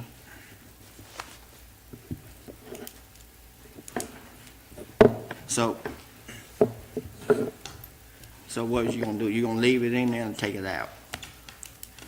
That's up to y'all. I was requesting to take it out. Well, Well, motion? You need to, it needs to be in a motion. Okay. Well, again, if we take it out, we're really gaining nothing, right? We're losing if we take it out. it's a Any factor, possibility. so you we're won't- getting less money, Yeah, it's correct? a possibility you won't receive any monies. I don't believe it. We're guaranteed to get nothing for it. I don't believe it. I make a motion for approval. Motion to, are you talking about leaving I it haven't as is? I haven't asked him to read the ordinance yet, so, would you like to read I'm gonna move that there wasn't no motion as to take it off, so I am gonna make a motion to take it off. Now, if I don't get a second, you just read it like it is. Well, there was a motion To what? to What's your approve the motion? resolution. Yeah, I made a motion to approve the resolution as written. Okay, is there a motion, is there a second? I'll second. Second. Okay, all right, Okay, and we have a second. okay, Now I'll read the resolution. okay. Whereas the Public Works Department is requesting authorization for the city manager to submit an application to the Arkansas Department of Parks, Heritage, and Tourism for a 2026 Arkansas State Park matching grant under the Outdoor Recreation Grants Program, which would assist in the improvements of outdoor recreational facilities. And whereas the grant would be in the amount of $329,850 more or less, and whereas the Parks Division of Public Works determined that improvements would be made with the grant funds to Irma Dansby Pondexter Sports Complex, Bramble Park, Ingram Park, and Nix Creek Park, and the expense required would include $164,925 from the city parks budget. Now therefore be it resolved by the Board of Directors of the City of Texarkana, Arkansas, that the city manager is authorized to submit an application for the 2026 Arkansas State Parks Matching Grant under the Outdoor Recreation Grants Program for the purposes and in the amounts set forth above. Passed and approved this 19th day of May, 2025. Okay, the resolution has been read, I guess I'm gonna go ahead and do it, even though I didn't have to, but I'm gonna go ahead and do a roll call vote on it. Director Jewell, Yes. Director Smith, Yes. Director Roberts, Yes. Director Brewer, Yes. Assistant Mayor Harris, No. What the, resolution passed, 4-1.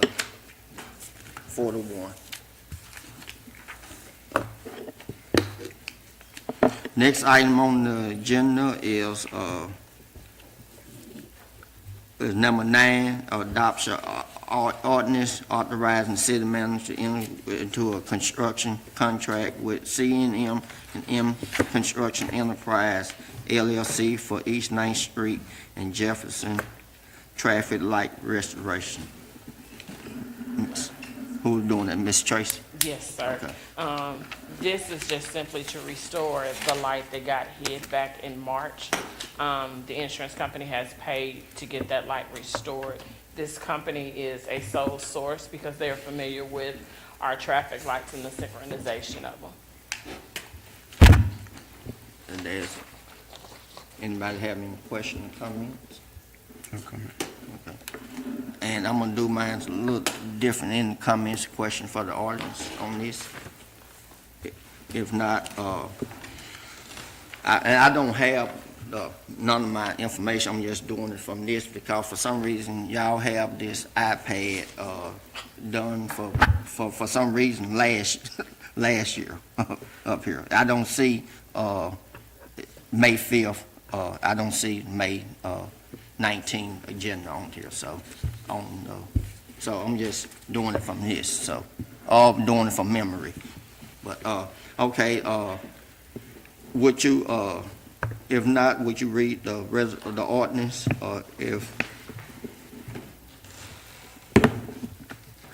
Tonight, would you accept the motion for it to be read in first, in abbreviated form? Yes, it has been motioned, Thank you. is there a second? Second for abbreviated form. Okay, there been motion second, to read in abbreviated form, would you call it, Owens, would you call it roll? You don't need one for the first reading. Well, the reason why I'm saying that, because I was requesting to read in this full term unless I get somebody to say it read in abbreviated form. So I got, Mr. Director Ted Roberts recommend that it be read in abbreviated form. From that understanding, I would think it had to be a motion and a second, and then you had to call the roll on that. Director Jewell? It's just a read in abbreviated form. Well, yes, but We still gonna do it like. yes. Director Smith? Am I voting to have it read in abbreviated form? Yes. Yes. Director Roberts? Absolutely, yes. Director Brewer? Thought we, Our rules allow it to automatically be read, but we'll vote. Oh, I didn't know for you. Yes. Well, I just know how to. That's fine. Okay. yes. Harris. Assistant Mayor Harris? Yes. Okay. An ordinance waiving competitive bidding, authorizing the city manager to enter into a contract with CM&M Construction Enterprise LLC to repair traffic signals for declaring an emergency and for other purposes. Okay. The ordinance been read, said what is desire of the board to read the ordinance in second? Second reading, abbreviated form. Second. Okay, then, motion and second, we call the roll. Director Jewell? Yes. Director Smith? Yes. Director Roberts? Yes. Director Brewer? Yes. Assistant Mayor Harris? Yes.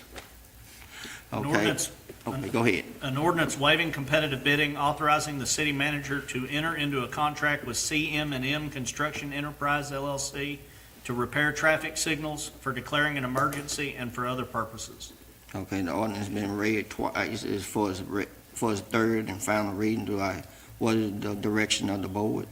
Motion. Final. Third and final reading, abbreviated form. Second. Okay, it's been motion and second, would you call the roll? Director Jewell? Yes. Director Smith? Yes. Director Roberts? Yes. Director Brewer? Yes. Assistant Mayor Harris? Yes. Okay, it's been read 3 times, so what is the direction of the board as to what? He didn't read it. He didn't read it yet. Oh, okay. Let me read it. Okay. An ordinance waiving competitive bidding, authorizing the city manager to enter into a contract with CM&M Construction Enterprise LLC to repair traffic signals for declaring an emergency and for other purposes. Okay, the ordinance been read 3 times, so what is the direction of the board? Motion to adopt. Okay. Second. Okay, it's been motion and second, would you call the roll? Director Jewell? Yes. Director Smith? Yes. Director Roberts? Yes. Director Brewer? Yes. Assistant Mayor Harris? Yes. And also, there's a application for emergency clause on this. What is the direction of the board with emergency clause? Motion to attach an emergency clause. Okay. Second. It been motion second to pass the emergency clause with the read, what you call, do a roll call. Director Jewell? Yes. Director Smith? Yes. Director Roberts? Yes. Director Brewer? Yes. Assistant Mayor Harris? Yes. the ordinance has passed and also passed with emergency clause too, so it's in effect, I guess, immediate. Next item is item number 10, adopt the ordinance to amend in section 217, bring business before the board filing and of the City of Texarkana Code ordinance. As you can see on this, that I guess we had a workshop on this, and basically what this was done is to, what I was trying to do with this ordinance is to bring the power back to the boards of directors, per se. That I don't think that the board of directors need to be jumping hoops, per se, as to get an item on the agenda, because we are elected official. And I don't think that a department head or a city manager, per se, even though we have the city manager to do our day-to-day business, I do think that the board of directors should have that power to put something on the agenda there. And if you look at the submitting evidence exhibit that was that was put with this, one of them I put the item back. I think the ordinance back in 2009. That was Exhibit 1. That's when it was first changed, prior to change in 2017. Then item 2 is Exhibit 2 is the minutes that was done back in I think July 2017, but July 2017. And you look at the minutes there, if I'm not mistaken, one reason, and this was done, is, if I'm not mistaken, that I had put forward a ordinance for a inventory request, if I'm not mistaken, because the city does not really inventory the equipment and all the equipment, and seeing what equipment they had and everything. And there was something may have came up missing.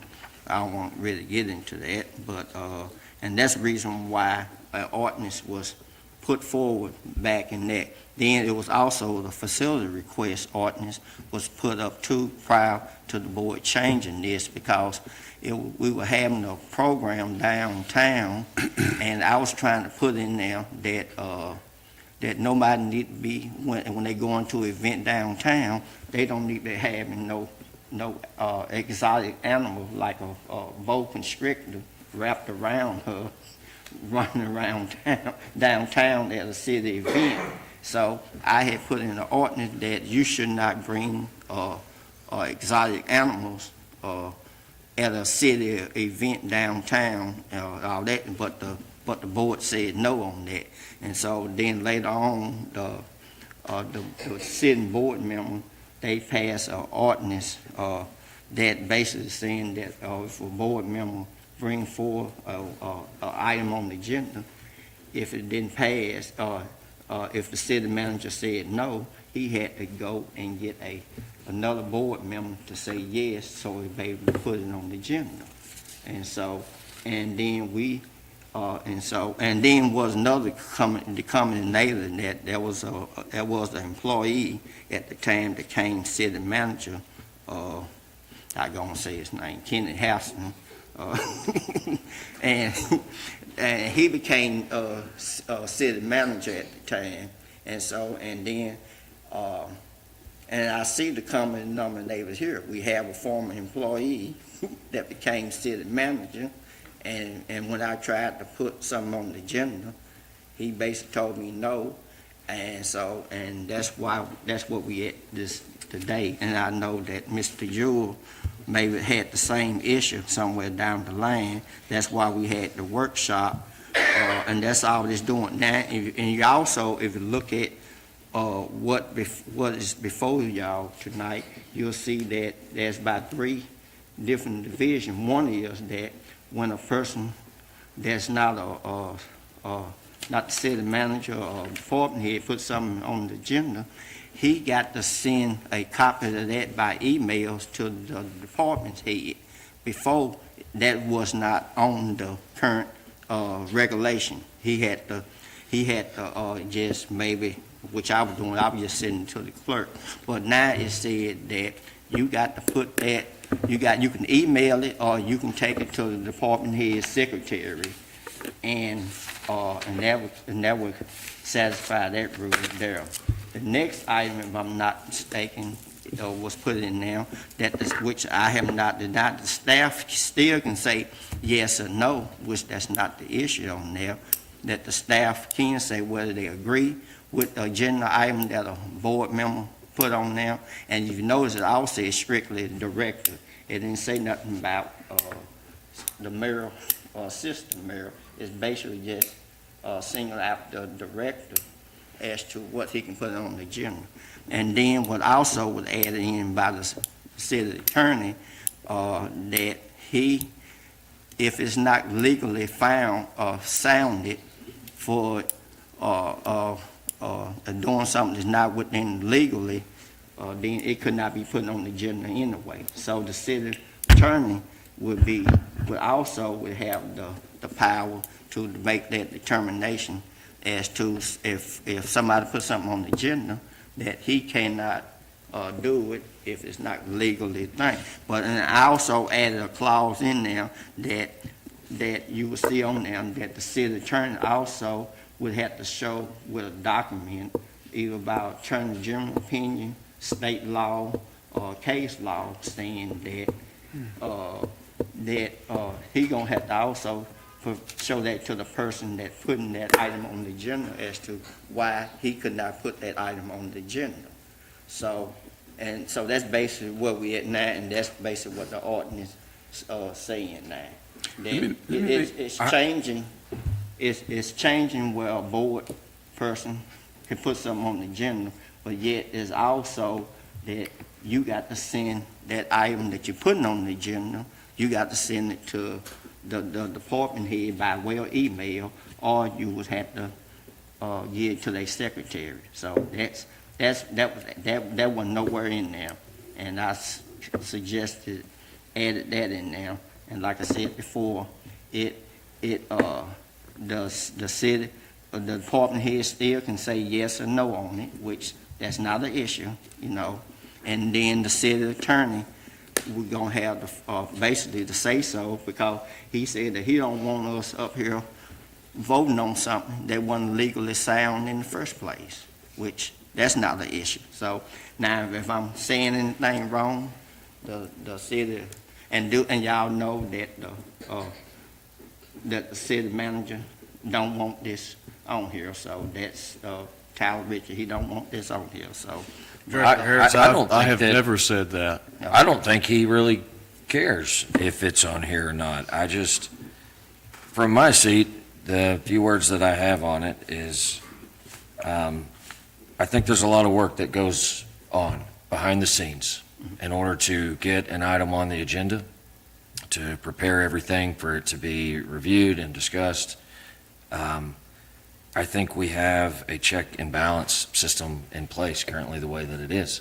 And when we force ourselves to come to a workshop, what it does is it gives us the opportunity to present that matter to the board in a setting that it can be discussed amongst all of us, and it gives you the opportunity to see if your ordinance, your idea, has any teeth and can get a bite from anybody else. And if there's interest garnished there, then the work that goes into further getting it on the agenda is justified and warranted. But if there's something that you feel needs to be on there, but it's not going to gain the support of the board via the workshop, then we could utilize our time a little bit more wiser. And so I don't, I've discussed it with the city manager. I don't think he cares either way. I think it's just a matter of the work that would go into it to get something on the agenda that quite possibly may not pass in the first place. I think the system that's currently in place. I'm not an attorney, and we've got one over here, and I don't want to put something on there that could get the city in trouble. And I mean this respectfully, Josh, I trust you 110%. I don't need you to explain to me why it's illegal if it's illegal. If it's illegal, it's illegal. I don't need the extra work to provide the documentation and everything. You either can or you can't. And as it's written right now, it requires the city attorney to provide some either statute, attorney general opinion, case law, and there may not be any. You know, a lot of things that happen here or only happen here, and in the future will happen for the very first time. So there may not be any case law. It said you may, it didn't say you have to. Look what what it say. You may provide. Assistant Mayor Harris. No, it says you have to give supporting documents that may include these things. I said, but it may. I'm quite sure that I put the word may in there. May is in the wrong place. Okay. But Where it said may, it didn't say you have to. Well, I have a comment. I believe we already have a vetting process in place. I think with the vetting process we have in place, it really eliminates the ability of one of us just using discretion just to say we want it on the agenda. I think with the vetting process we have in place, I think we should just keep that protocol. And like I said, we have our workshops and to go through that process to make sure that it's something that we want to put on there. And that's another one, we decentralize that authority after we go through that vetting process to the city manager, and with the city manager that has another vetting process in place, which is the city attorney. I think we're okay where we're at. So, Mr. Jewell? When I returned to the board, I was surprised that the directors no longer had the right to place an item on the agenda without the approval of the city manager. Quorum court members have that privilege. State reps, state senators have that privilege, but we don't have that privilege. As we're all humans, we're all going to disagree, and I could guarantee you, by personal experience, there's going to be a situation where a city director and a city manager are going to disagree on the issue. And there is going to be a point in a time where the city manager is going to deny placing on the agenda a item that a city director is requesting to do so. And then that city director being denied placement of the item on the agenda has to turn around and ask a second director to get it placed on the agenda. And the open meetings law actually prohibits me, as I understand it, from turning around and asking a second director to support me to get it placed. Just so I understand and I'm asking, that's where the workshop comes in, where it can be openly and freely discussed, correct? yes. So we do, in theory, have the power to override the city manager's decision to not put it on the agenda via the process of the workshop and gaining the support of one of the other 6 members. That's how this item is here now. Yes, that's what I'm saying. That's the way that it currently is, and it's designed And there for a check and balance. There type. is going to be, and it happened to me, that was still denied. The request for the workshop was denied. The request to get the permission of the second director was denied. Let's Was go the back, work- let's I think that was get some clarification on that, because since I've been on the board since 19, I've never seen that that task happening like that you got to have a second director, where have you. Since I've come on the board, I've just been accustomed to going to the workshops, and we discuss an issue, whether or not we want to move forward on it or what have you. What Director Jewell is talking about, I haven't experienced that, but I do tell you this right here.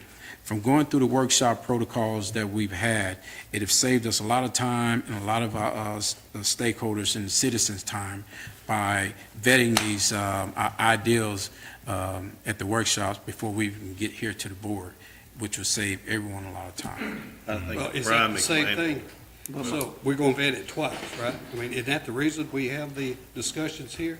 No, at the workshop, we get a chance to really vet whether or not we want to pursue an idea of or whatever we're reaching for, what have you, versus versus trying to do it the opposite way of getting a second, just to get another, which we're prohibited from communicating with each other in that sense anyway. The workshop is where all the body of work takes place. It brings 7 minds together. And it's Just like we're doing here right now. Well, that's correct, but we're able to be here right now and discuss it because of the workshop that we had with your second to Assistant Mayor Harris's request to have it put on there. A prime example would be what we're having Thursday, the short-term rental workshop. I mean, we wasted a lot of the staff's time. Weeks and weeks of the staff's time, because it went through planning and zoning, and then we read it once, and then read it again and read it, where in essence, we probably should have had a workshop where everybody that was involved could get on the same page. The board members, the people that own the short-term rental property. I'm not saying that there's not a need for that to happen in most occasions, but there are specific situations where a city director should be in a position to demand that agenda item be placed on the agenda without having to request a workshop or without having to request a approval of a second city director. And Director Jewell, back when we had our item, I don't believe I handled that per proper procedure. So the proper procedure would have been, if I didn't agree with you, I'm required to schedule you a board workshop within the 30 days. I didn't understand that at that time. I understand that now. But at that time, which we never even made it to that, but, I mean, you know what happened, but I didn't understand completely the ordinance, the procedure back then. I think that's a learning curve for all of us. Yeah, unfortunately. I still think that we're at a disadvantage. I mean, we shouldn't have to be in a position that and I'm not talking of our current city director, but later on, that if having to have the permissions in essence of a city director and that some things, sure, complicated issues, a workshop, but with some items, if I feel adamant enough that it needs to go directly to the board for discussion, something that wouldn't take but a few minutes, and just have, instead of having to trouble the staff for a workshop that's maybe 5 directors will attend. Well, I'll say this. Then we have to discuss it again during the board meeting to vote on a simple item, up or down. It could be a simple item, but when you start doing data research and trying to find the intel, it could lead to hours and hours of.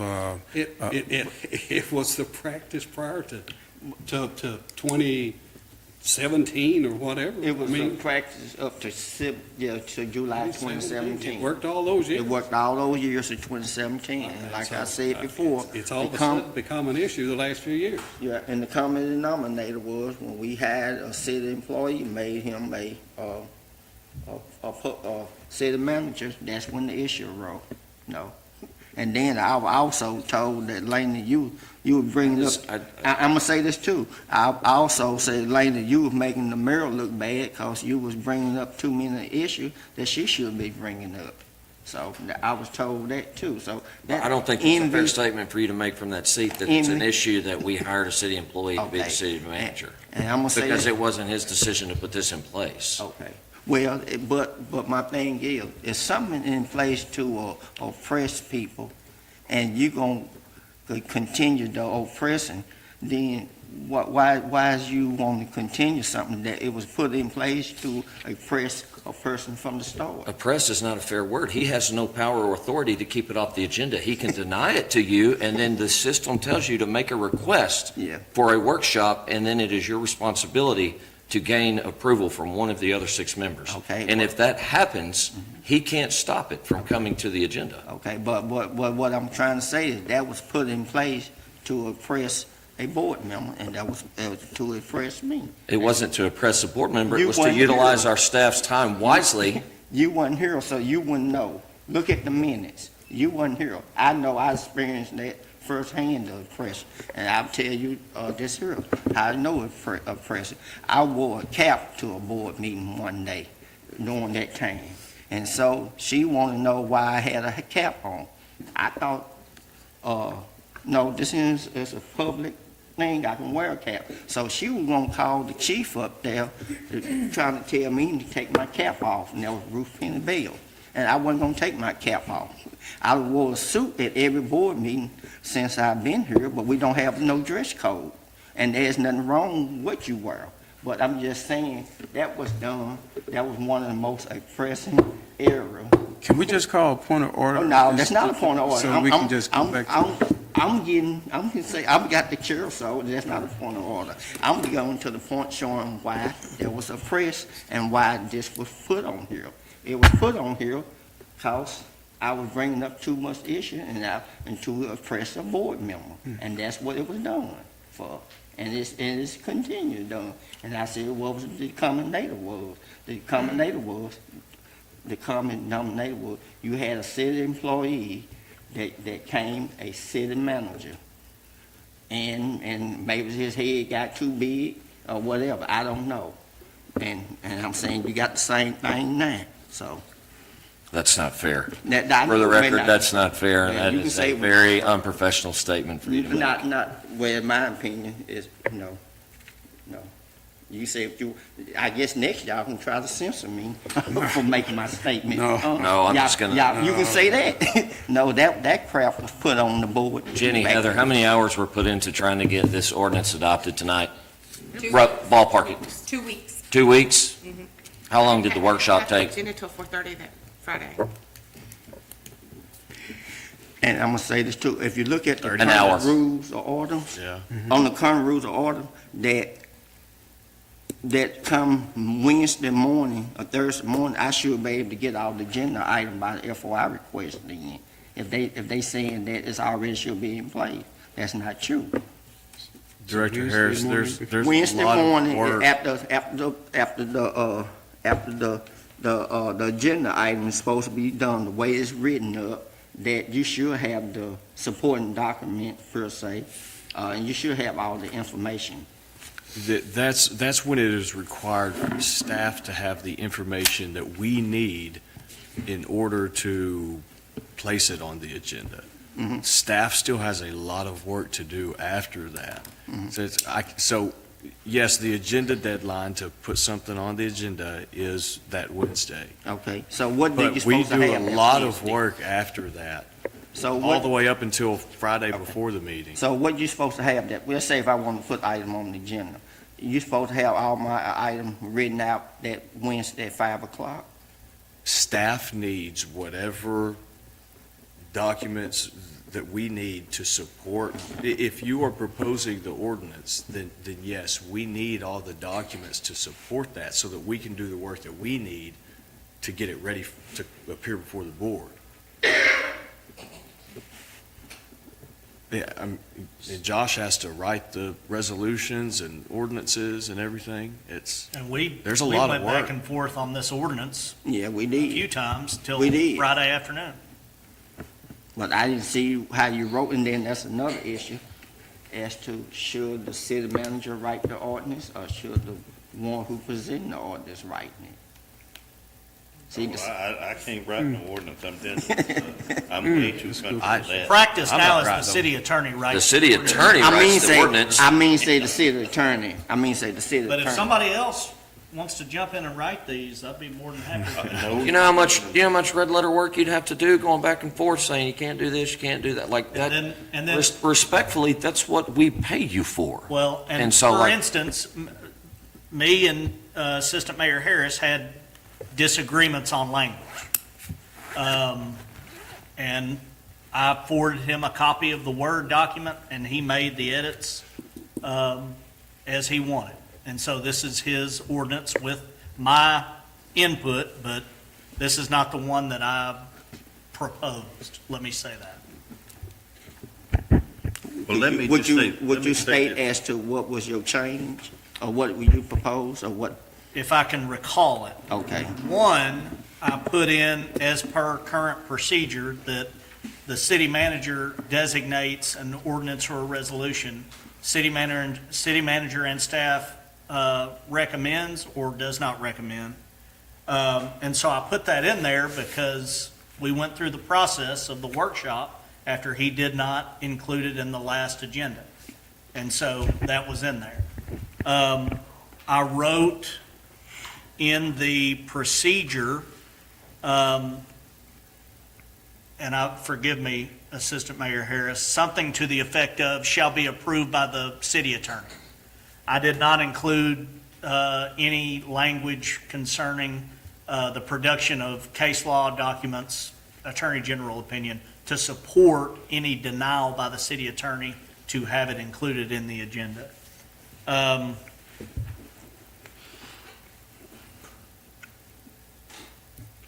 I did not include Director Danny Jewell's name. That's in the whereas, so, right, Right. And I believe that's it. that's it. Okay. And like, okay. Well, I just want to add, I mean, number one, I am certainly not the smartest one up here, probably on the bottom part of that, but I have the utmost respect for all our department heads, all of our employees. I think they get frustrated just like we do. I mean, I've got so many potholes, I mean, it's, you can play hopscotch in them. It's unreal. But Roger, Tyler, they're not intentionally withholding asphalt. I mean, it's a matter of crew, it's a matter of money. They're frustrated because they can't get it fixed. Everybody cares about the citizens, everybody cares about wanting to take care of them, but it's a matter of how are we going to get there.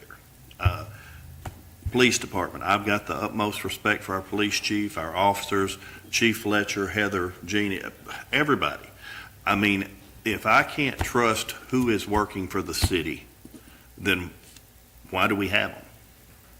I mean, I have full faith and confidence in everybody. I have been here since January 1st, 2021, and have had zero bad experience with anyone. Now, I'm sure there are some even when I send an email, they go, oh my God, it's him again. But, I mean, I always get a response. It's a courteous response. I already pretty much know what it's going to say because they're in the same boat the rest of us are in. But, I mean, I have a lot of respect for what these men and women do.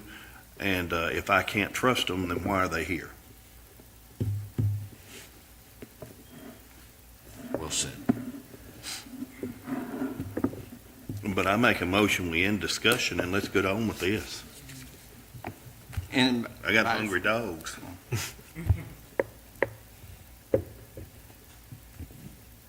I guess he made a motion to limit debate, and there was a second on it. Second. All in favor, say aye. Any opposed?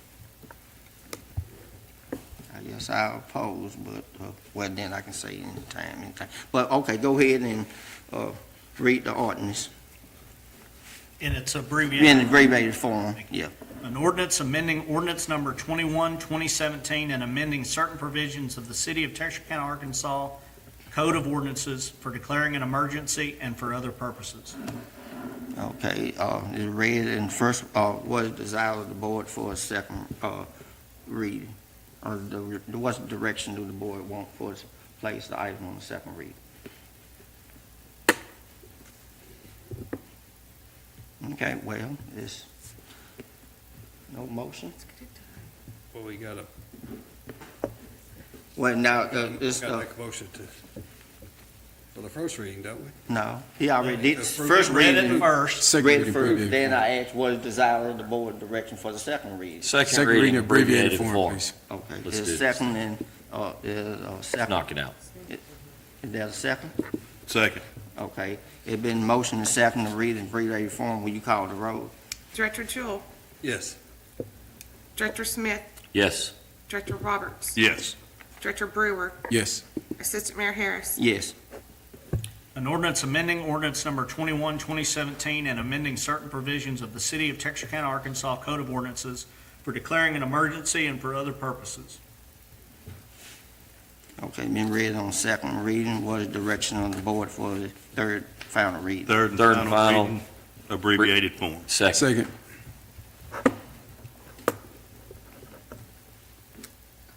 Oh, will you call the roll? It's been a motion and second, would you? Director Jewell, Yes. Director Smith, Yes. Director Roberts, Yes. Director Brewer, Yes. Assistant Mayor Harris. No.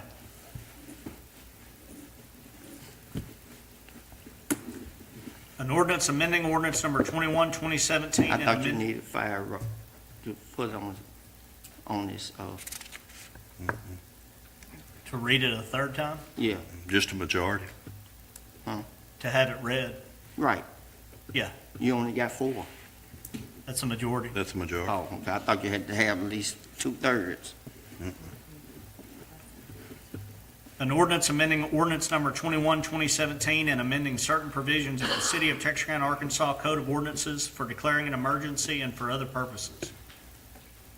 The ordinance been read in third, reading, which was desire of the board for, direction for the adoption. Motion to adopt. Second. You did, Joe? Okay, the ordinance been motion and, second for its final reading. Would you call the roll? It's adoption. Oh, for adoption, yeah. Director Jewell, Yes. Director Smith, We're voting, right? To adopt. No. Director Roberts, No. Director Brewer, No. Assistant Mayor Harris. Yes. No ordinance failed, by a vote of, 3 against and 2 for it. And I guess there's no reason for the emergency call. Now, next item on the agenda is board direction and, board director commentary. Any vote? I have some. Tyler? Yes, sir. I just want to thank you for going back and explaining about the state project that completed their project there at Euclid, because I've received several calls from our residents around those elementary schools. They're out there taking pictures of Euclid. I've received tons of them. They would say, Mr. Brewer, your buses are coming here, but look at Euclid. So thanks for bringing that point out, that that was a state project. That's not something that we initiated here. So thanks. Yeah, they are very, very limited on the roads that they will do. In fact, I presented 2 or 3 other roads to them, and they turned those down. Please keep presenting those roads, because Oh, yeah. those school buses are having a hard time in some of those areas. I have, not only the school buses, you got emergency management going through there, the police, fire, and some of those areas are very, very bad by those schools. Oh, yeah. Absolutely. I have faith and confidence you will come up with a plan. You got it. And one more thing, Tyler, I know we got away from the rotating from ward to ward, but if you can find some symmetry in there, because we all have plenty of areas that needs to be, we just don't want to get too far out of balance, one ward versus the next ward or what have you. Absolutely. So we can find that balance of, Yes, I couldn't agree more. When we get into the state that we're in right now, we shift to a priority state of mind. We try to hit the extremely bad areas. But yes, the goal is to get back into the rotation, absolutely. please, look at my schools, Fairview, Kilpatrick, Yeah. North Heights, I got you. yeah. Any road in my ward, just pick it.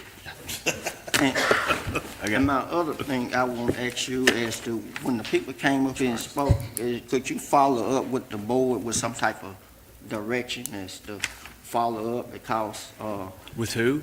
when the citizen came up here and spoke, I would like Which to one? see. Huh? Which one? Just either.